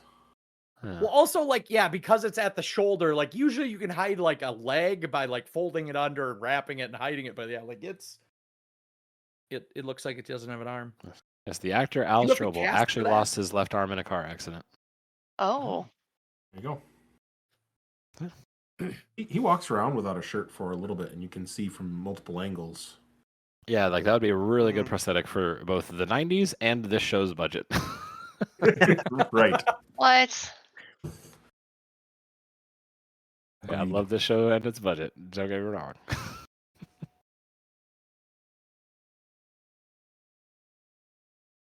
Okay, also, did the one-armed man have any concrete information? I obviously am not paying attention enough, but like, it's just like, oh yeah, he's a one-armed man, and I think my vision quest says that you're involved, and it's like, I don't know anything about this. And that was the whole interview. We just followed an interview to a one-armed man who knows nothing. Steve was selling somebody named Bob. Yeah. Yeah. It's not the Bob from the picture. Doesn't he cry at the end? Shoes. Yes. Yeah. Yeah. A one-armed man who sells shoes. Because in Cooper's dream, the tattoo said "Fire Walk with Me," and so Cooper asked him about the tattoo on his arm that he lost. It said "Mom." I thought he said Bob. Oh. That was just the classic mom tattoo, is what I understood it to also be. A very 90s thing is to have a tattoo that says mom. Yeah. Kids these days don't love their mother. So Steven, I just want to explain this. In the 90s, tattoos were a little more risque. Ooh. Like only biker gangs and criminals would have tattoos. Oh my It's not like you tell. It's not like now where every like Sweet 16 Tom, Dick, and Harry go to the tattoo parlor and get a heart tattooed on their ankle. Every at least 1/6 of a podcast has a tattoo, yeah. Yeah. Hey, there you go. 1/3. I'd show you my other one, but it's all right. Yeah. JC, you. Anyway. Yeah, I just it at this point, it pulled focus. Yeah, It no, pulled yeah. focus. At this point, yeah, we're getting a lot of setup with the sketch of Bob, and then meeting real Mike here at this point. But yeah, not a lot of payoff here at this point. We do get a lot of they're trying to track down. Well, Gordon Cole calls and passes along the information that, like, oh yes, the thing that's I think it might have actually been last episode whenever he was actually in the thing, but basically Albert finds there's a chip was in Laura's stomach from One-Eyed Jack's. Part of a chip there was left the letter J, and then also they know that there was a bird of some sort had attacked Laura, and so they at this point now they are tracking down. How does the veterinarian thing come up? Well, Bob is the veterinarian, right? The real Bob is a veterinarian. Yes, I think so. Yeah, so real Bob, that's what we learned from the One-Armed Man. The real Bob is a veterinarian, and since they know there's a bird attack, then they start looking at the files for Bob and his patients. Well, that is that entire veterinarian and what comes about from it in terms of going through those records. Oh, that was absolutely painful. Well, you don't understand. They're organized by the Lucy. names of the animals, and Right, I'm just sitting here going, just the bird files, Lucy. you have to go through every single one of those pages. Like, you can't type it out on a computer. And this is my new age showing here. I can't imagine having to go through paper by paper by paper, the mind-numbing task of doing that. Oh man. I like the idea of the organization thing hurt, but I was also like, wait a minute, can't you just flip through and look for where the species is really quick and narrow it down quickly there? You don't have to go through Yeah, every like single literally just file. like flip. Yeah, just quickly This is flip the through, bird. make a pile, This is a start with bird. that. You can have one Unless, of person just course, they start flipping expect you through to and give the sorting files them. back in alphabetical order. Mhm. Maybe she just doesn't want to disorganize the alphabetical order. Right. Do you know how pissed like the receptionist would be if you just like gave them the And box here's full of everything files back. not Like, in I'd give it- alphabetical order? I Order. would give it And you're back like, to them organized alphabetically by species. They can start with that. And then the bird By name that owner, they last do end up name. finding is Waldo. So they got Waldo. through most of them. It's true, yeah, if it's alphabetical by name. God. And by first name, who does that? Brutal. I don't even give them the last name of like. veterinarians. To be fair, whenever I People- call in to the vet, then like, hey, who are you calling for? Lucy, my dog. Okay, and then like last name, like, well, my wife had a previous name, and so I don't know the last name that it's on Okay. file here, but it's Lucy. It's a great Yeah. name. This is a veterinarian question. One person who doesn't have any pets. You all have pets. When you Yes. call into the veterinarian, is your dog, cat, or walrus under your last name? Yes, it is. Yes, they do that. But also, when Stephen and I first took our cat to the vet, she was a kitten. And we walked in, and we weren't married yet, and so we told them our names. And we told them the cat's name, and they literally took Steven's last name. And I remember being pissed because they didn't even ask. And I was like, Didn't even what the ask. hell? And Steven flashed me a grin, knowing why I That's was what you were upset instantly about? irritated. So, yes, the Because of patriarchy sexism? Like, exists. it's not. Patriarchy. The patriarchy exists, and it applies to veterinarians. I feel like the better solution would have been to put it under your name, because the chances that a pet is specifically owned by the husband is less likely than it's just like it's the wife's I mean, cat. we brought her in together, so like at least there's that. I mean, technically, our other cat was adopted under my maiden name because Stephen wasn't with me when we actually brought the cat home. But so I mean, I got revenge, except for we got married in the end, so now we all do have the same last name. Damn it!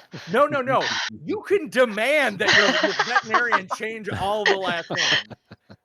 You can make up some bogus story and like he's not involved anymore. Like, It was my just cat. it was such a little thing that they said instantly, and I was instantly mad, and Steven just grinned at me. Like, we weren't gonna throw a fit. We were just trying to get our cat her like exam and her shots, but like the smugness of that smile, guys. Seriously, you know Steven. How that's true. What How is did the that vet- supposed to mean? how did the Guys, vet you know say it? Was it- Steven. He's a Yeah. smug son of a bitch. how did the vet say it? Was it like very pointed? Like, oh, okay. Oh, no. so I it's was last like, name or my name's Amanda. This is Steven. This is our cat, and they were like, oh, so they called which we went back and forth on names, but they put the cat and then they put his last name, and I was like, what the hell?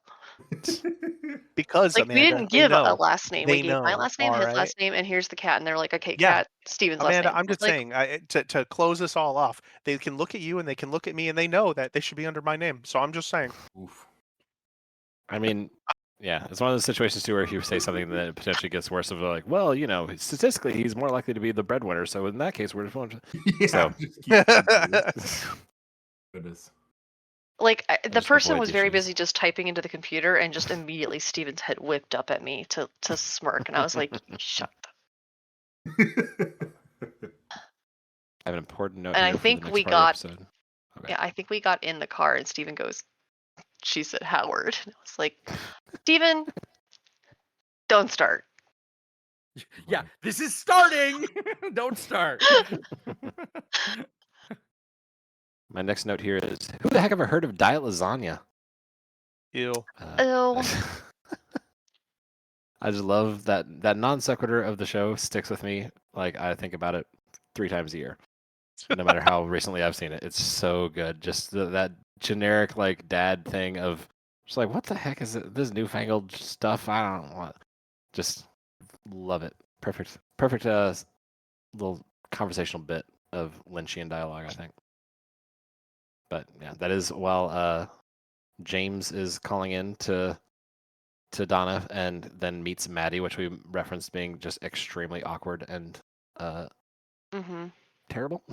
James continues to just Mm. have a dumb face. I think we mentioned it a bit while you were had stepped away, Shotzi. How quickly did you recognize that Laura and Maddie were the same actress?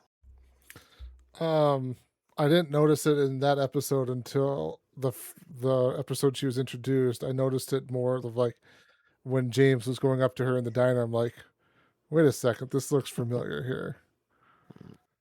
And then That's what I did. Thank you.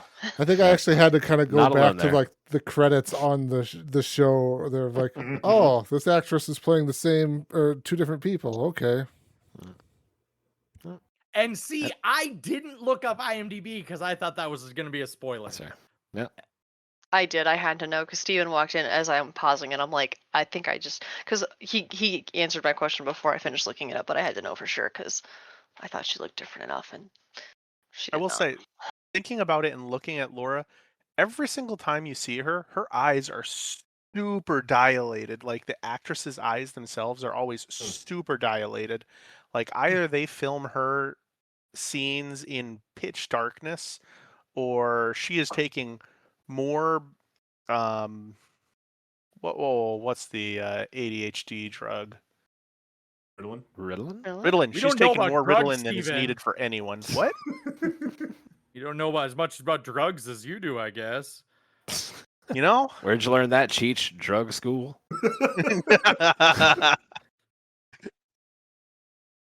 To the, I can't remember her name, but That to her sounds credit, like- she does a pretty good job of like having different mannerisms between Laura Yes. and Maddie as well. Like the way that she, Laura has a very classic smile that she's giving in a lot of those scenes because that's all we're really seeing is just like prom photos, old videos, and then Maddie has a very like it's a more cheeky smile that really fills up the. It just plays differently. So yeah, more I'd credit agree to with her. that. And they do her makeup a little different too. Like Laura doesn't usually get shown with a lot of eyeliner and stuff. It's more Yeah. blonde, like more sun-kissed kind of a thing, and then they do the dark hair thing. But also, since we don't really hear Laura talk, there's no really voice for us to associate, so it leaves her pretty free to Sure. also Mm. speak differently too. but also I just didn't recognize it. Yeah, we got Audrey and Donna teaming up to solve the murder with a little smoking in the girls' room moment. Yeah. Do you think that it doesn't seem to me that partnership is on the level? I think that they are both it's not even a partnership. They are both saying, "Oh, of course I'll help you," and each one of them's turning their back and go, "I'm not fucking helping that chick." I can see that.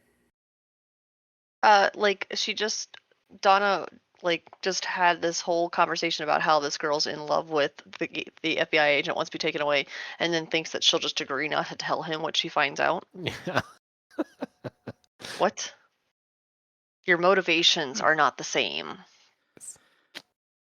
Going back to JC's theory, all teenagers are dumb. So, Yes. however, I also believe that as teenagers, they do have a sacred trust. I believe they will actually work towards a common goal. As to when they get to that goal, whether or not all bets are off is very likely. However, I don't know. I thought it was nice. It kind of, I think they're trying to grow the spoiled little rich girl into like an actual character that deserves plot, because before it's like, oh, she's a spoiled rich girl and I don't like her. Yeah, she was a pure engine of chaos before. I was gonna say this scene brings Audrey up and Donna down a little bit. So, granted, Donna's been on a bit of a downward trajectory for most of the show, I'd say. She starts she starts as like the super nice, like, oh, I'm the good friend who was there to be trustworthy, and then just continually just like making more and more reckless decisions. Sucking face with James every 5 seconds. For real, that's also we visited the high school. We don't get Dancing Kid back, so I don't know. Right? I've been very upset that we haven't had Dancing Kid back. I want to know what he. We're in the ladies' room. It's not like he's. I forgot about that kid. I don't care. Stall. Yeah, he could have just like accidentally walked in, like, whoops, this ain't where I need to be. And then just, backs up. Walks out the door. The bathroom design, though, that was a hell of a design. I like the style of that bathroom. All the jagged, I was noticing bathrooms. Heart. Yeah, I was trying to figure out the pattern on the walls. That's just a trapper keeper designed like a zigzag. Yeah. Wow, and it's on the toilet stalls too, and right.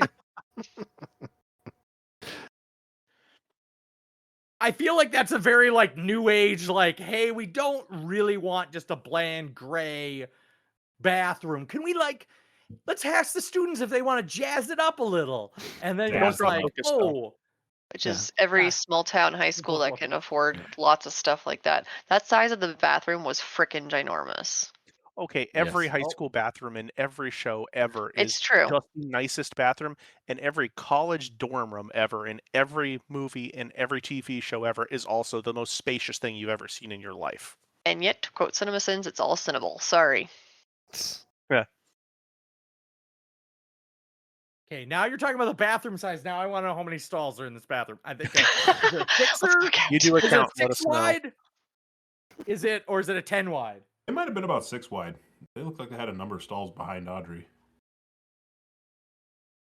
She chooses scenery for most of that. There's like that scene, different sections of it too. I was like, that makes a fancy bathroom. I'm sorry, especially in a high school. I mean, maybe it's a combination. Yeah. Right, like maybe it's a combination locker room. That would make a little more sense, but still. Like, what small town high school is really going to have that much room? Tell me. I do appreciate the realism in that scene where when Audrey's done smoking, she like flicks it into the sink. And for a second, I was like, that's going to cause a fire. And it shows at the very end, Audrey turns the sink on and rinses some water down. I was like, okay, good. Because I thought she flicked it in the trash can first, and I was like, ooh, high school's going to burn down. It's not going to be arson at the mill. It's going to be arson at the high school. Right. When's the father? Oh my gosh! I think it's over a 6er. Oh my god! Oh my gosh! There's a point where she walks, and I think 1, 2, 3, 4, 5, 6, 7. There's at least 7, so that's probably an 8er. It's probably an 8er at least. All right. That's bougie. Good I enough. don't care who you Well- are. You got an 8er in your bathroom in high school. That's bougie. Thanks for the update, Gary. We'll come back to with a live count here in just the next few minutes. I do think we skipped one really crucial part, and that is Hawk's statement of poetry in the shooting range, Yes. which is one woman can make you fly like an eagle, another can give you the strength of a lion, but one woman in a cycle of life can fill your heart with the wonder and wisdom that you have known a singular joy. Like, he just drops it. It's just fantastic. And then says he wrote it for his wife. No, his girlfriend. By the way, that's Oh. later Diane on in the Shapiro, episode, Steven. PhD, Brandeis. A university that I was not familiar with until he said it.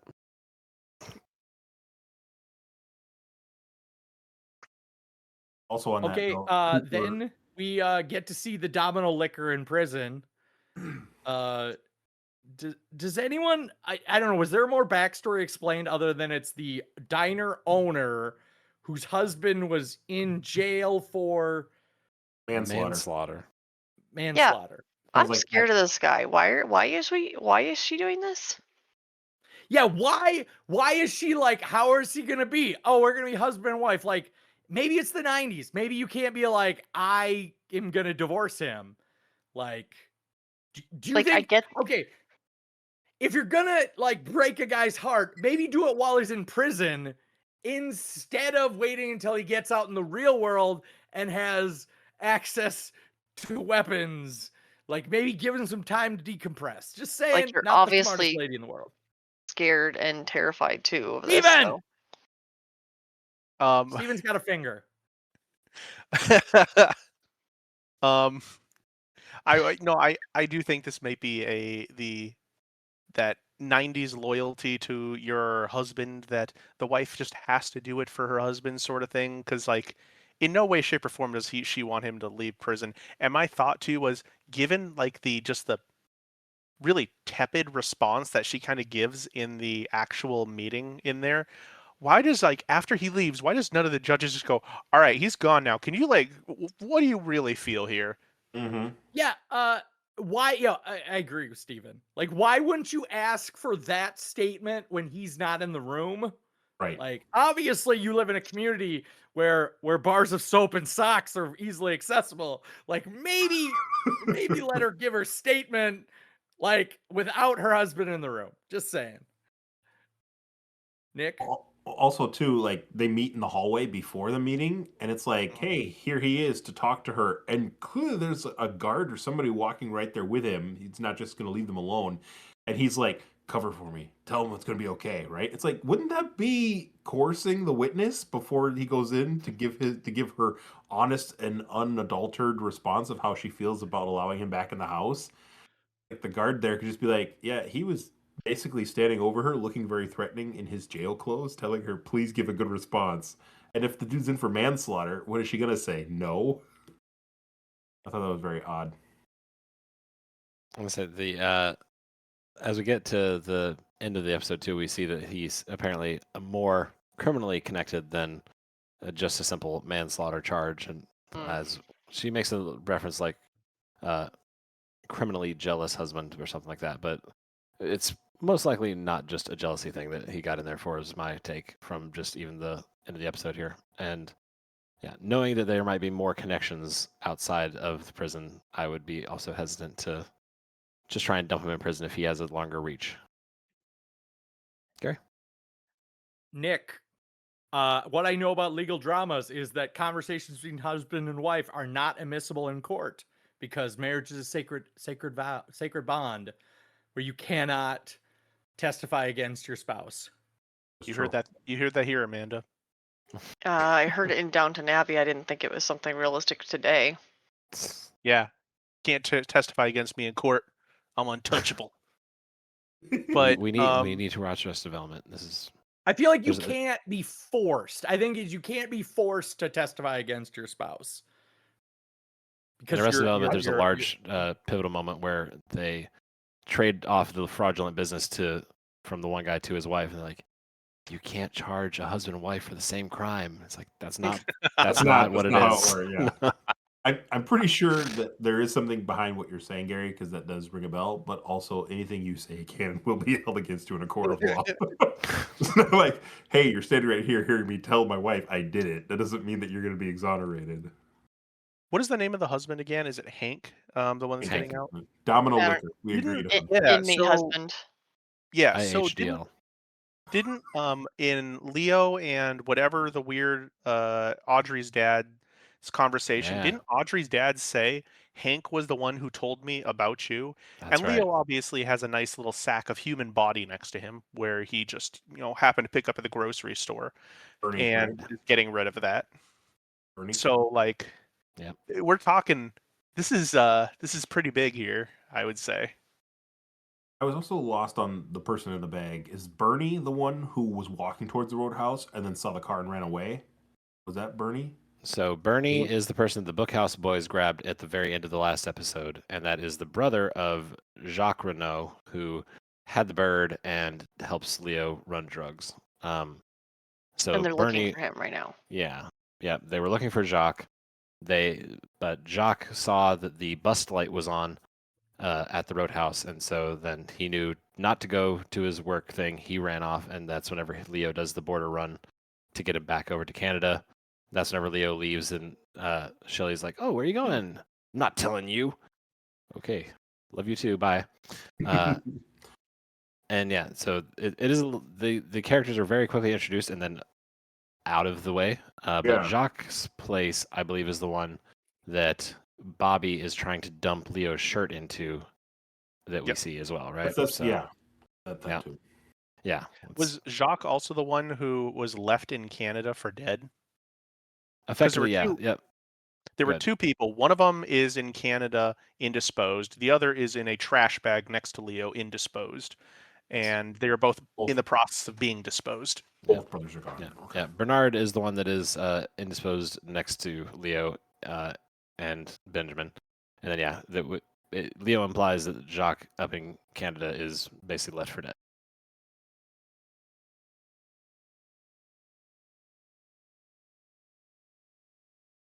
Boy, oh boy. By the way, on that break-in, I guess it's not really a break-in, but I don't know. Into Jacques' house, my big comment was, "Do you have a warrant for this, sir?"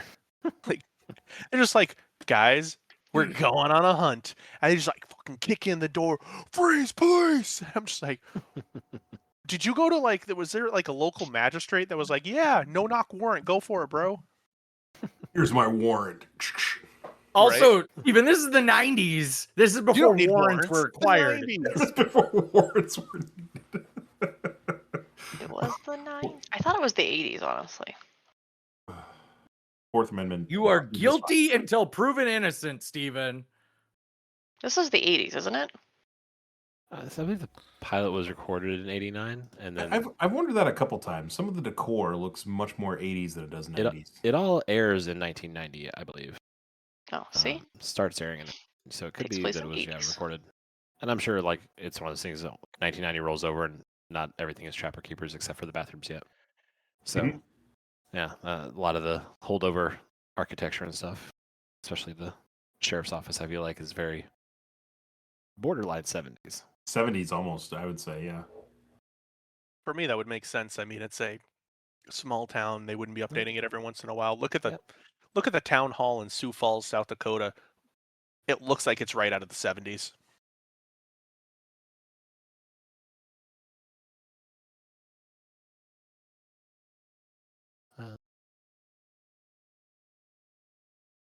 Anyway, do we agree that you should ask somebody's wife in private if you want them to be out of jail when they have been charged with manslaughter?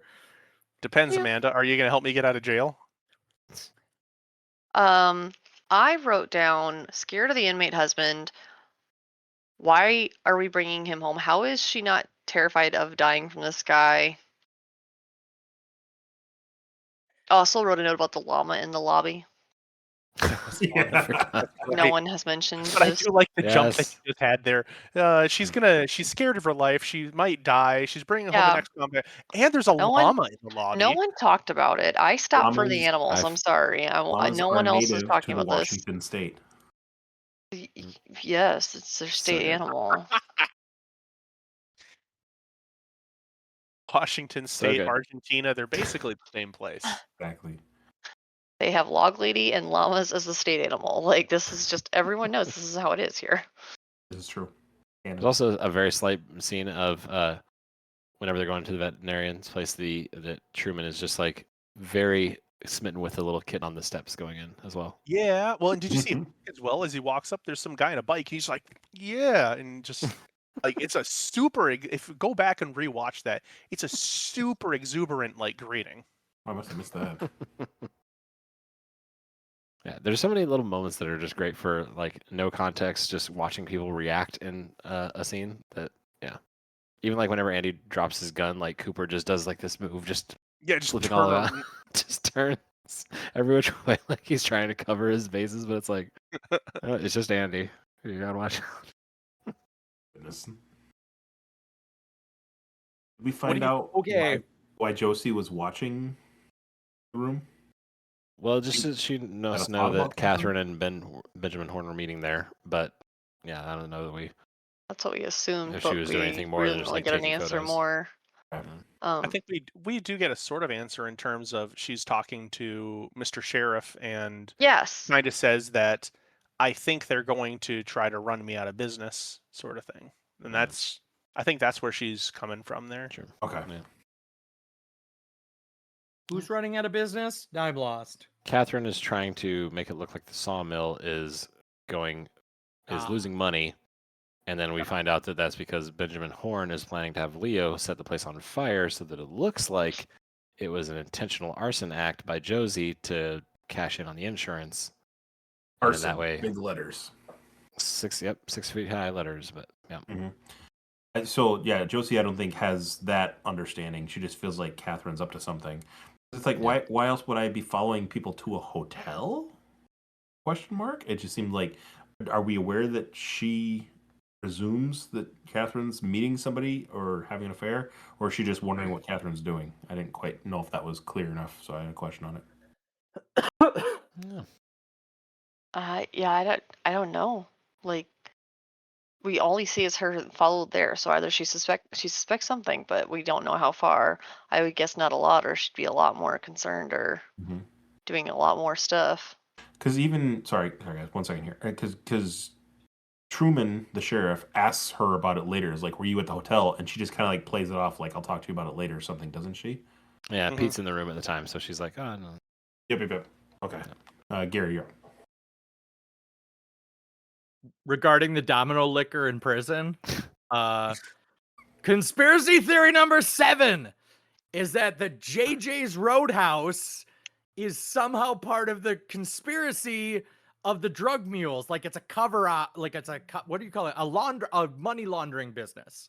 A front for the drug money, because we already know that the domino liquor's involved, and that also might explain why the wife is like, oh well, I gotta let him out of jail because he doesn't own the diner, but he owns me, or he owns, like, if he's out of jail, like, I own the diner free and clear, but if he's in jail, I could lose the diner or something like that. And so specifically, you're thinking the Double R diner that Norma owns?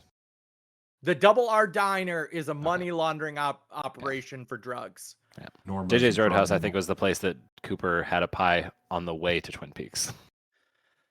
Oh, okay, so it's the Double R diner? Double R diner, yeah.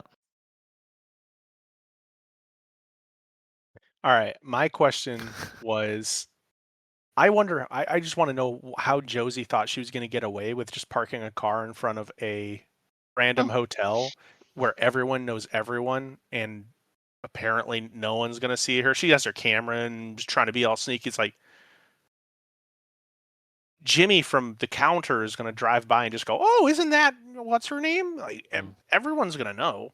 And to that extent as well, how does Audrey's dad and the bitch woman not that think too. that they are going to be somehow indisposed and off the radar in this motel right outside of town. Again, everyone knows everyone here. You were two of the most famous people, I'm assuming, or important people, I'm assuming, in the town. Owns the You really mill, think so this the is how boss you're for gonna like rule half it? the city's employees, and then Yeah. he owns the gigantic resort in town. And I mean, every small town hotel everywhere has probably like 6 rooms, and that's it. So All right. it's not like it's I wonder where they're at. I did also wonder what she thought when he's putting back on his pants and one of the poker chip falls out, and it's the one-eyed jacks. And she looks at it, and I had two thoughts. My first thought was, there's no way she's not going to feel like offended by this, right? Because this is all supposed to be business. This isn't supposed to be like some emotional attachment thing, but maybe we are drawing another line in that chart of emotional attachments and relationships. Or maybe she is now going to try to turn one on in him as well. I don't understand why else it would show that scene of her getting that. But didn't the previous scene of them in some room somewhere have a bit of that where like she talked about how like, oh, clearly the romance is no longer involved here. This is just something here. So it looks like she might at least still be holding out hope for something else, and maybe that's part of the Do they show friction. the poker chip to explain the thing in her stomach? Like it's another reference, instead, like a more visual reference of like what the whole poker chip looks like. Because they're like, oh well, we found this That J was in so her far after, stomach. though. So they I feel like pretty it's the much same came right to episode, that though, isn't it? conclusion whenever they saw like they saw the J thing, and then they're like, oh yeah, one-eyed jacks. But yeah, it could be something just kind of be a slight callback, but I just more thought it was just a reference just to the fact that he'd been there. I do feel like their relationship is more transactional. So yeah, so I don't think she would use it against him. But if she was going to try to blackmail him or use it against him, she's already got the fact that she's sleeping with a married person to lord over him. So I don't think that that's necessarily the aim there. I don't know. I think it just furthers the plot about who knows what about whom and who's going to talk about it.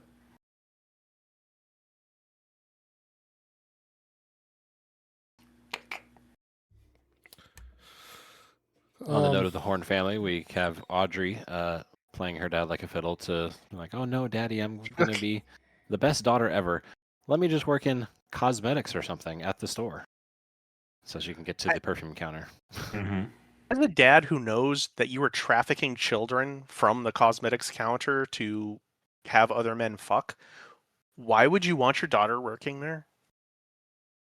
Get rid of her if he truly doesn't care about her. I guess. It seems weird to me. Like he didn't think about it fully at the time or something to that extent. Just I don't know. Like I think he's just holding out hope. He just has hope. I don't know. I didn't hold it against him. If he gets rid of her, he doesn't have to share his baguettes. He did not have to share his baguettes at first either. That was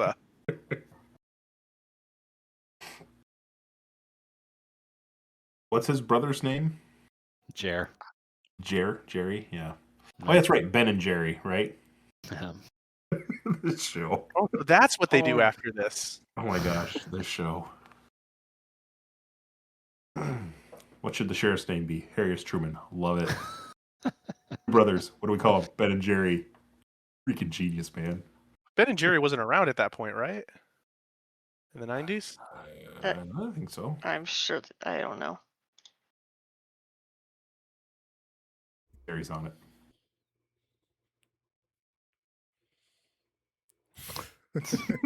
Founded in 1978. Ow! Damn it, Amanda, you beat me to it. I muted myself to ask Google the question. Very, very clearly, Gary looked into his phone and mouthed the words, "When did Ben and Jerry's first go into business?" Was founded. I Was founded, typed Esther. Nick. Founded. I don't type. That's so pedestrian. Pedestrian.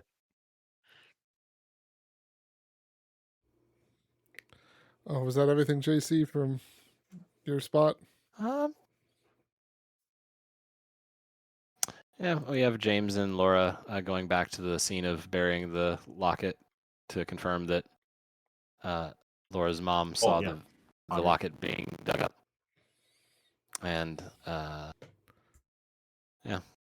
We get They that have little the line. tidbit about Sarah's mom sees things, and so did Laura. Yeah. Yeah. That's what I was gonna say. We get our first line that this is actually might be supernatural. Until now, it's all been routine, kind of horror maybe-ish, but Regular Tibet drug running rock sort throwing of. police work. Yeah. Now it's supernatural police work. Something might be weird here. No, yeah, like the way that's like, no, yeah, Laura always said her mom was spooky. And then yeah, because it's, I guess last episode we had the part about the woods having a dark presence. Mhm. So it's just keeps But they building. didn't expand on that, which I'm waiting for them to expand on because I'm Right. just saying this is giving my aliens thing some credit here. I am just Right. saying. Yeah, there's a there's something we'd call like a dark presence out in these woods, and it's like, all right, say no more. I'll follow you. Say no more, ma'am. I need nothing further. To be Yeah, fair, we also- okay, I'll believe your dark presence in the wood. You believe my dreams. We're on the even That's here, right. man. Do you a solid. Yeah, we get the line with James and Donna where the police didn't love Laura. It's up to us to solve this. It's like it's almost like you should have an unbiased party searching for these answers. Like that's the point of the Weird. fucking police. Yes, let's not tell anyone so it looks more sus. Yes. Yeah, that's I'm the end sure of my it'll be notes for now. fine. Of course, obviously with the domino licking. Noting Yeah. it's a 3-3 domino. I'm not sure if there's any relevance to that. I was wondering that as well. It's specifically a 3 and 3 double. He's talking to Josie too, right? Isn't that who he is? Yes. What is that relationship do we propose? That was my next. thought Wait there a was- minute. It's another triangle. I thought there was some implication that maybe Josie's husband wasn't killed for other reasons, or I was thinking that too. Yes, yeah. That's what I Her- immediately his jumped death was to, not but an accident. Yeah. Because he doesn't. That, Sorry, go ahead. I think we were at that point. It was even talking about like Catherine and Benjamin Horn was sort of like I think whenever they originally talked about like, oh, he might not have been an accident. I think that was kind of the initial assumption, but yeah, no, then we get the Hank revelation, and an extra wrench draws another triangle in the sand. Because he doesn't reveal anything. He just says, "Did you get my message?" and then hangs up, more or less, right? Mhm. Yep. Impeccable timing, though. Right after she looks at it to give her a call. Right. Yeah, it very easily could have just been like, no. Oh, Have you opened your mail today?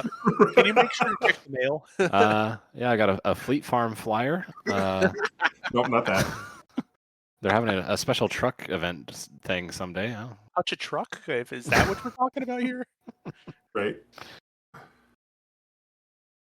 He gets his little hand-drawn domino picture back. Return to sender. Right. Address unknown. No such number. No such phone. Stone. I thought it was sewn. So Gary, you can quick reference the picture there for the scene. Is the drawing of the domino the 3-3? Like, is it the same domino? Maybe that holds more weight than to the specifically numbers. It's not just a domino. You could draw, two. I think they're technically called pips on the domino, but it's his domino, so that's some reference too. He is the domino. I'm pretty for sure it's a 3-3 domino. I mean, again, we don't know 3-3. we don't know the details of And that. it looks like a legitimate 3-3. Okay. Like, I don't know, like, how, I don't know what the rules of prison are, but I feel like they would not let you keep a domino. I don't know. Right. Like, Maybe if just there's stole it from the community set. Although I feel like a domino probably could be used as a weapon. Like somebody choke on it or something. I don't know. there's clearly Sharpened into a shiv. There's clearly some knowledge behind the domino because Josie seems unrattled, knowing only the picture when it comes through. So Right. if that's this guy's calling card, even if he's in for some unrelated crime like manslaughter and he's in jail, it's like, oh no, this is my favorite lucky domino. I'd be like, no, Yeah. right? Also, Nick, because I'm old and I used to play dominoes with my grandma, I know that the term for them is bones, because older sets of dominoes were usually made of like elephant tusks or That's true. Oh, like. Mm-hmm. Ivory. I didn't know that. I learned something. I could be full of shit too, Steven. You The never more know. you know. Exactly.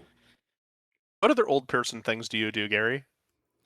Let's discuss that off the podcast here. Aha, Gary Steven, we're Ball. gonna play some goddamn dominoes next time I see you. Yell at women. Talk about beating them. Oh, jeez. Oh, Jesus. Own Callback. bar soap and long socks. Terrible.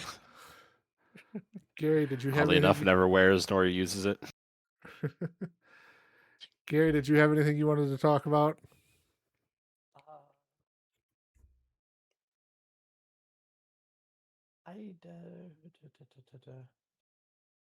I didn't really have any. All right. Nothing No. I think of that's. Oh, the Leo scumbag is apparently meets with Benjamin. Laura, the with dad. Audrey's dad. And he's been commissioned, Mm-hmm. given an assignment. I did appreciate And Benjamin that's Horn's. the guy who owns the department store, right? And went to One Eye Yeah. Jack's. Yes. Oh yeah, and that's they killed the two guys. Yeah. Yep. And they're planning So the arson much on the sawmill. crime in this community. Like, I honestly just think that everyone is involved in organized crime, and that's true. why they keep the secrets. Harry's too busy hooking up with Josie to do his actual job. The one thing that was like, Bobby had a revelation when talking to Shelly, like, I think they're running drugs across the border. I think something's bad going on. Like, you're selling drugs. What the fuck are you talking about? Like, yes. What? Why is this It's a a revelation. You're I don't literally think it's doing a it with revelation. them. I think that was a setup. I think he was trying to sell his innocence to her. I think he obviously knows that he is also selling the drugs, but he's trying to basically set it all on Leo and make it so that, hey, Leo's the bad guy here. I was barely even involved. It was Snake. Really, it was Snake. That was how to get out of his problems. He's trying to frame him for Mhm. being it solely, so that he doesn't have to, so that it gets him out. Conspiracy theory. Number? 8? Yes. Hey, good. You were close to having an invalid one. If you say they're a double number, I can throw it out. Nope. Keep it yourself. Especially Bobby. if it's Nick. I will invalidate Nick's conspiracy theories. Any day, Gary. Bobby is a deep cover agent for Truman.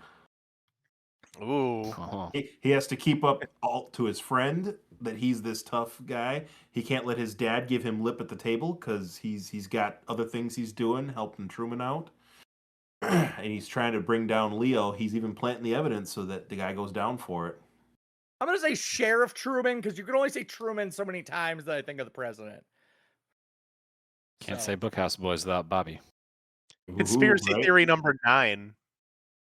Hey, Bobby. gotta get I'll wait. Don't worry. He's I'll not wait. finished. Tell me when you're Number done. 9. Bobby Stop on. and what is Laura, the guy Laura was seeing? What's his name? James. Bobby and James are actually best friends. They're both in this together in this that cult, and In the Bookhouse they have to. It's all on the outside that they have to show off for everyone else. That was the explosion at the funeral. They just had to, hype up that they don't like each other so that people take the heat off them. Make it look No good. one will suspect anything. I like it.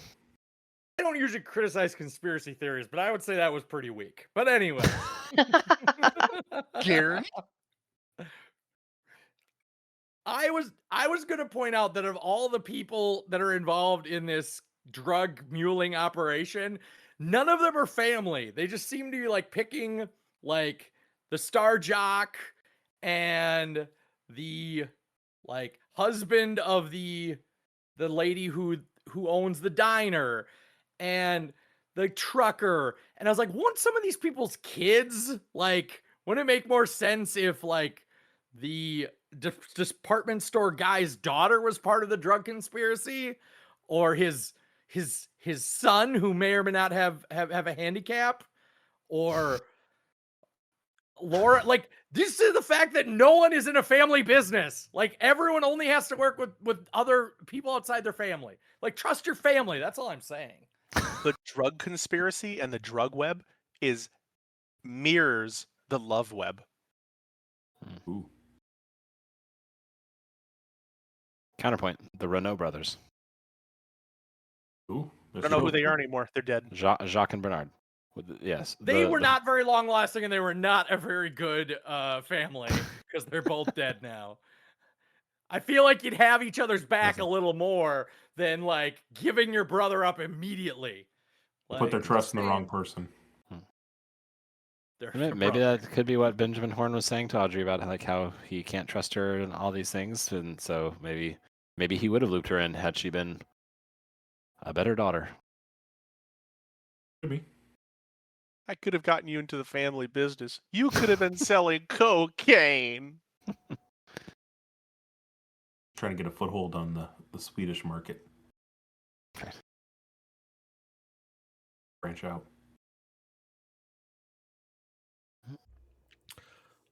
Amanda, did you have anything? I believe I had one more note from this episode. There was a comment at one point when they said how long or how far away is something, and one person said 10 minutes, and one person said half an hour, and I wanted to just say that that's a commentary that there are only two kinds of drivers in this world.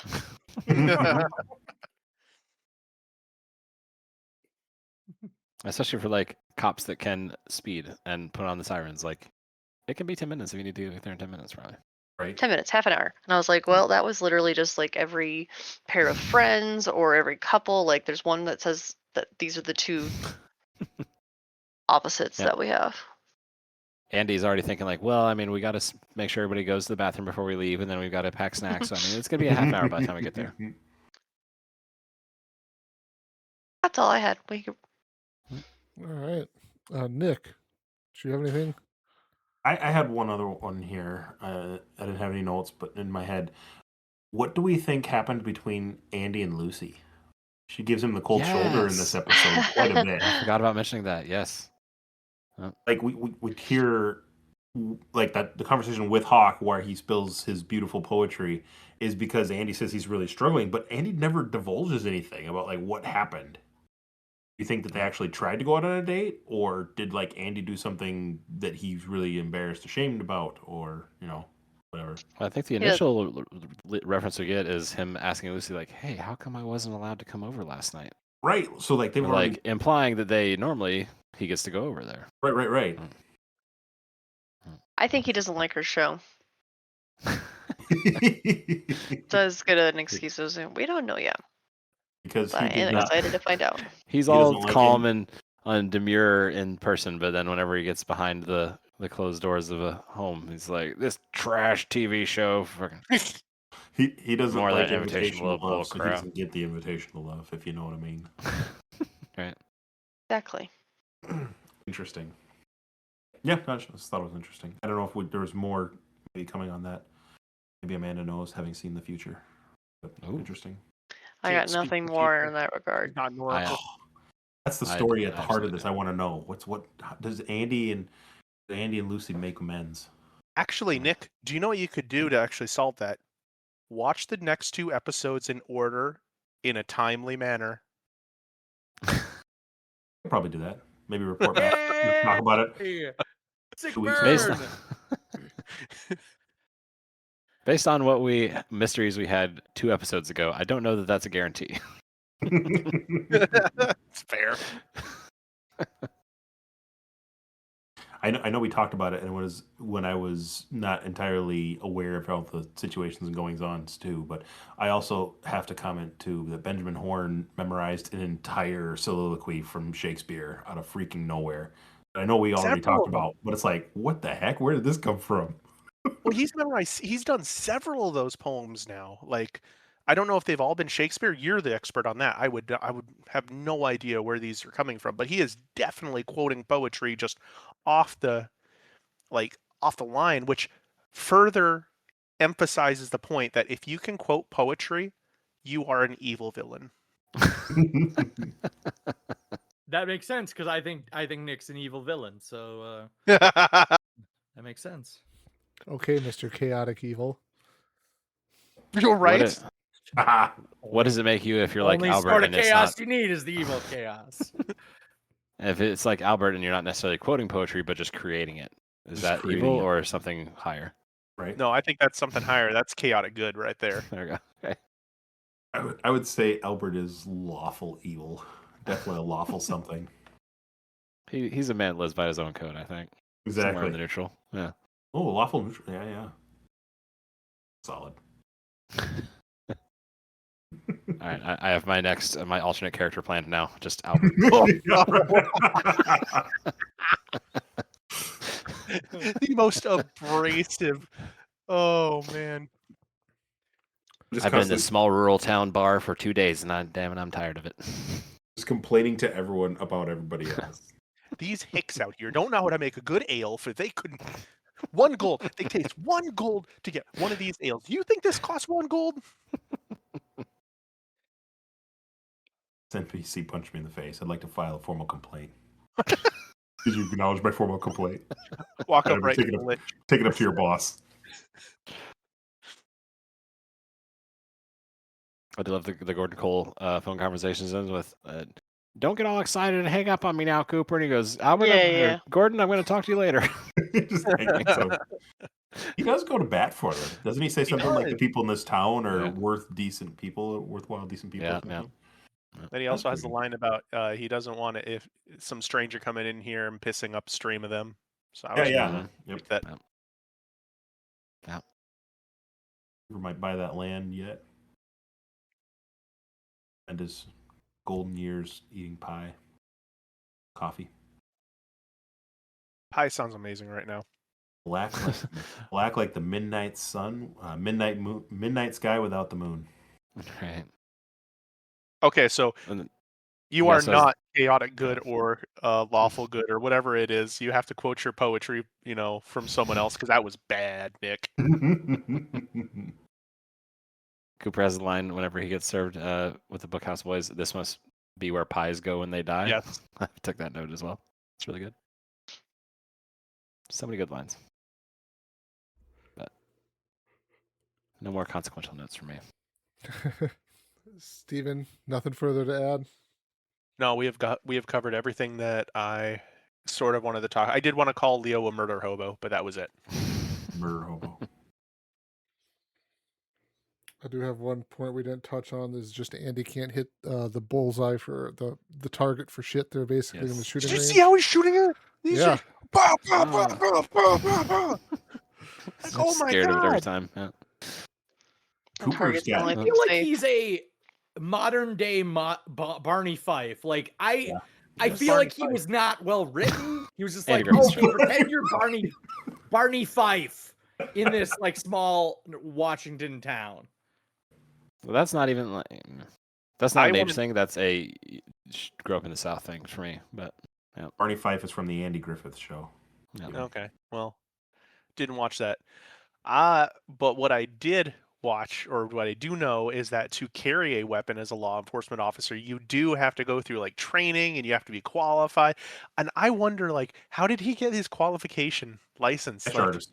Sketch They artist. needed a sketch artist, and so they just fast tracked that application. Yeah. And lack of other applicants in this tiny town. Apparently, that's not even on it. I'm wondering how he got his permit to carry a gun. Like, did he come from South Dakota? Where they just give you a gun and just like, hey, welcome to South Dakota in Washington. I don't know about this, Steven. I don't think you actually need training to use a firearm. I'm just telling you. In the police, you do. So training. I don't think so. Training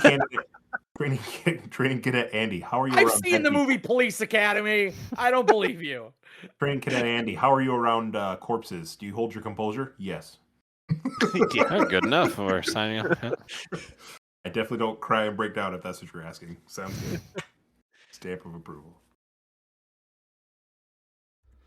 All right. Well, I think that then basically wraps it up for everyone here. I'm scanning my notes and I don't really have anything else to talk about. Gary's got a I guess, did you guys touch on real quickly before Gary goes the point where Cooper talks about it comes up I think I don't remember who he's talking to actually. Now that I look at my notes, but like 2 separate events occur, you have to take that into consideration. Yes. We did not touch on it, but yeah, that's a great little moment. I don't have. Can't remember that quote, but Yeah, I don't you have the have line written more down from it? either. No, No. it's something like 2 separate events occur involving the same thing. You have to take that into consideration of something. No. Just another sign from the universe. Gary, what did you have to bring up here real quickly? I have a very meta comment, and that is, I don't feel like we're disappointing in conspiracy theories this season. However, Tyler has no conspiracy in him, so I just want to say, Tyler needs to bring some conspiracy next episode. Conspiracy theory number 10. Tyler is actually the killer. I believe Yes, it. it was Gary, me. are we gracing this with acknowledgement? Like, are we recognizing this? Gary's writing it down, so Gary is typing. go ahead. What do you JC. mean? Are we acknowledging it? I recognize you're recognizing. Okay. Holding the position of team anti-Tyler, I can say completely without bias that I believe that sentiment. Yeah, for reference, it was whenever they found the information that the poker chip Jay was referencing One-Eyed Jacks, and then they find the Waldo. It was a minor bird owned by Jacques Renault. And the line is, gentlemen, when 2 separate events occur simultaneously pertaining to the same object of inquiry, we must always pay strict attention. Which is just a good life motto, you know? Agreed. Okay, so Amanda, for the record, Steven's number 10 counted on your list, correct? Yep. Okay. Because you extended your recognition of it, I extended recognition as well. Okay. I love this double entry bookkeeping that we have going on for conspiracy theories. This is how We have two countries sets of- acknowledge and We have 2 recognize sets of sovereignty. books. We We have have got granted 2 a sections. Delaney extension.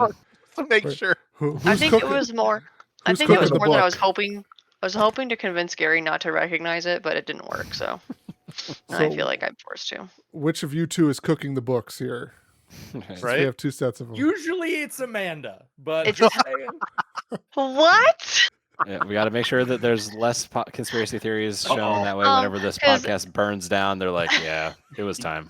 You gotta hide it under the spare shelf upstairs. in 'Cause the Apparently, cabinet. Gary's counting everything, and when Steven just yells out conspiracy theory and throws something like not related at all, I don't I don't give him acknowledgement, but Gary does. So now I feel like I have to. Okay, now I feel like in the past we've allowed like interpersonal reasons to be allowed. Beside as the conspiracy point. theories.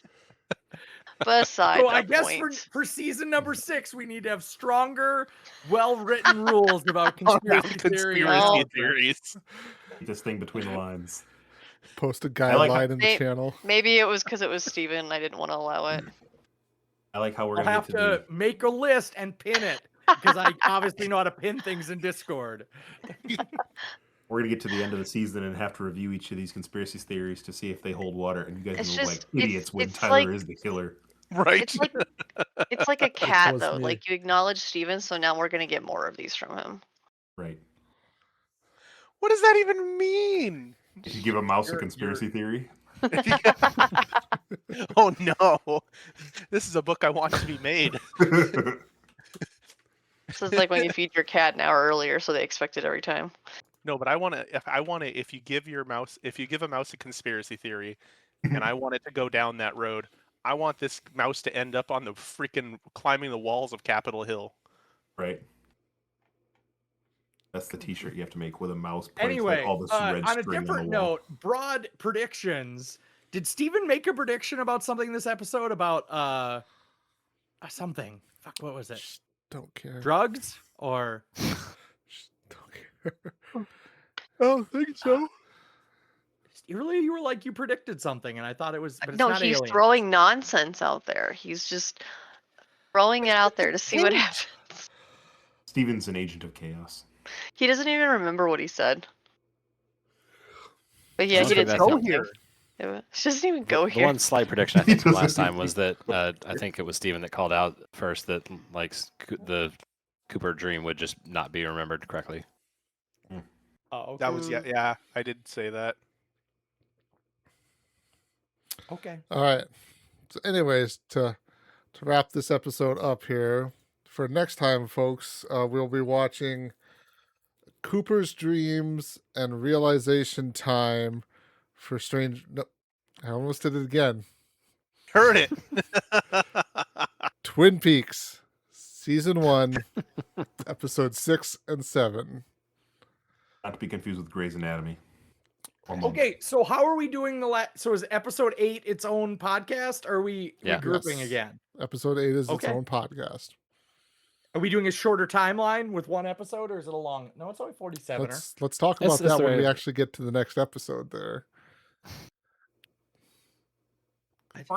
We have a whole episode in between there to figure that out. So I'm just saying we could just group them all together and just slam dunk this motherfucker in one more episode for season 1.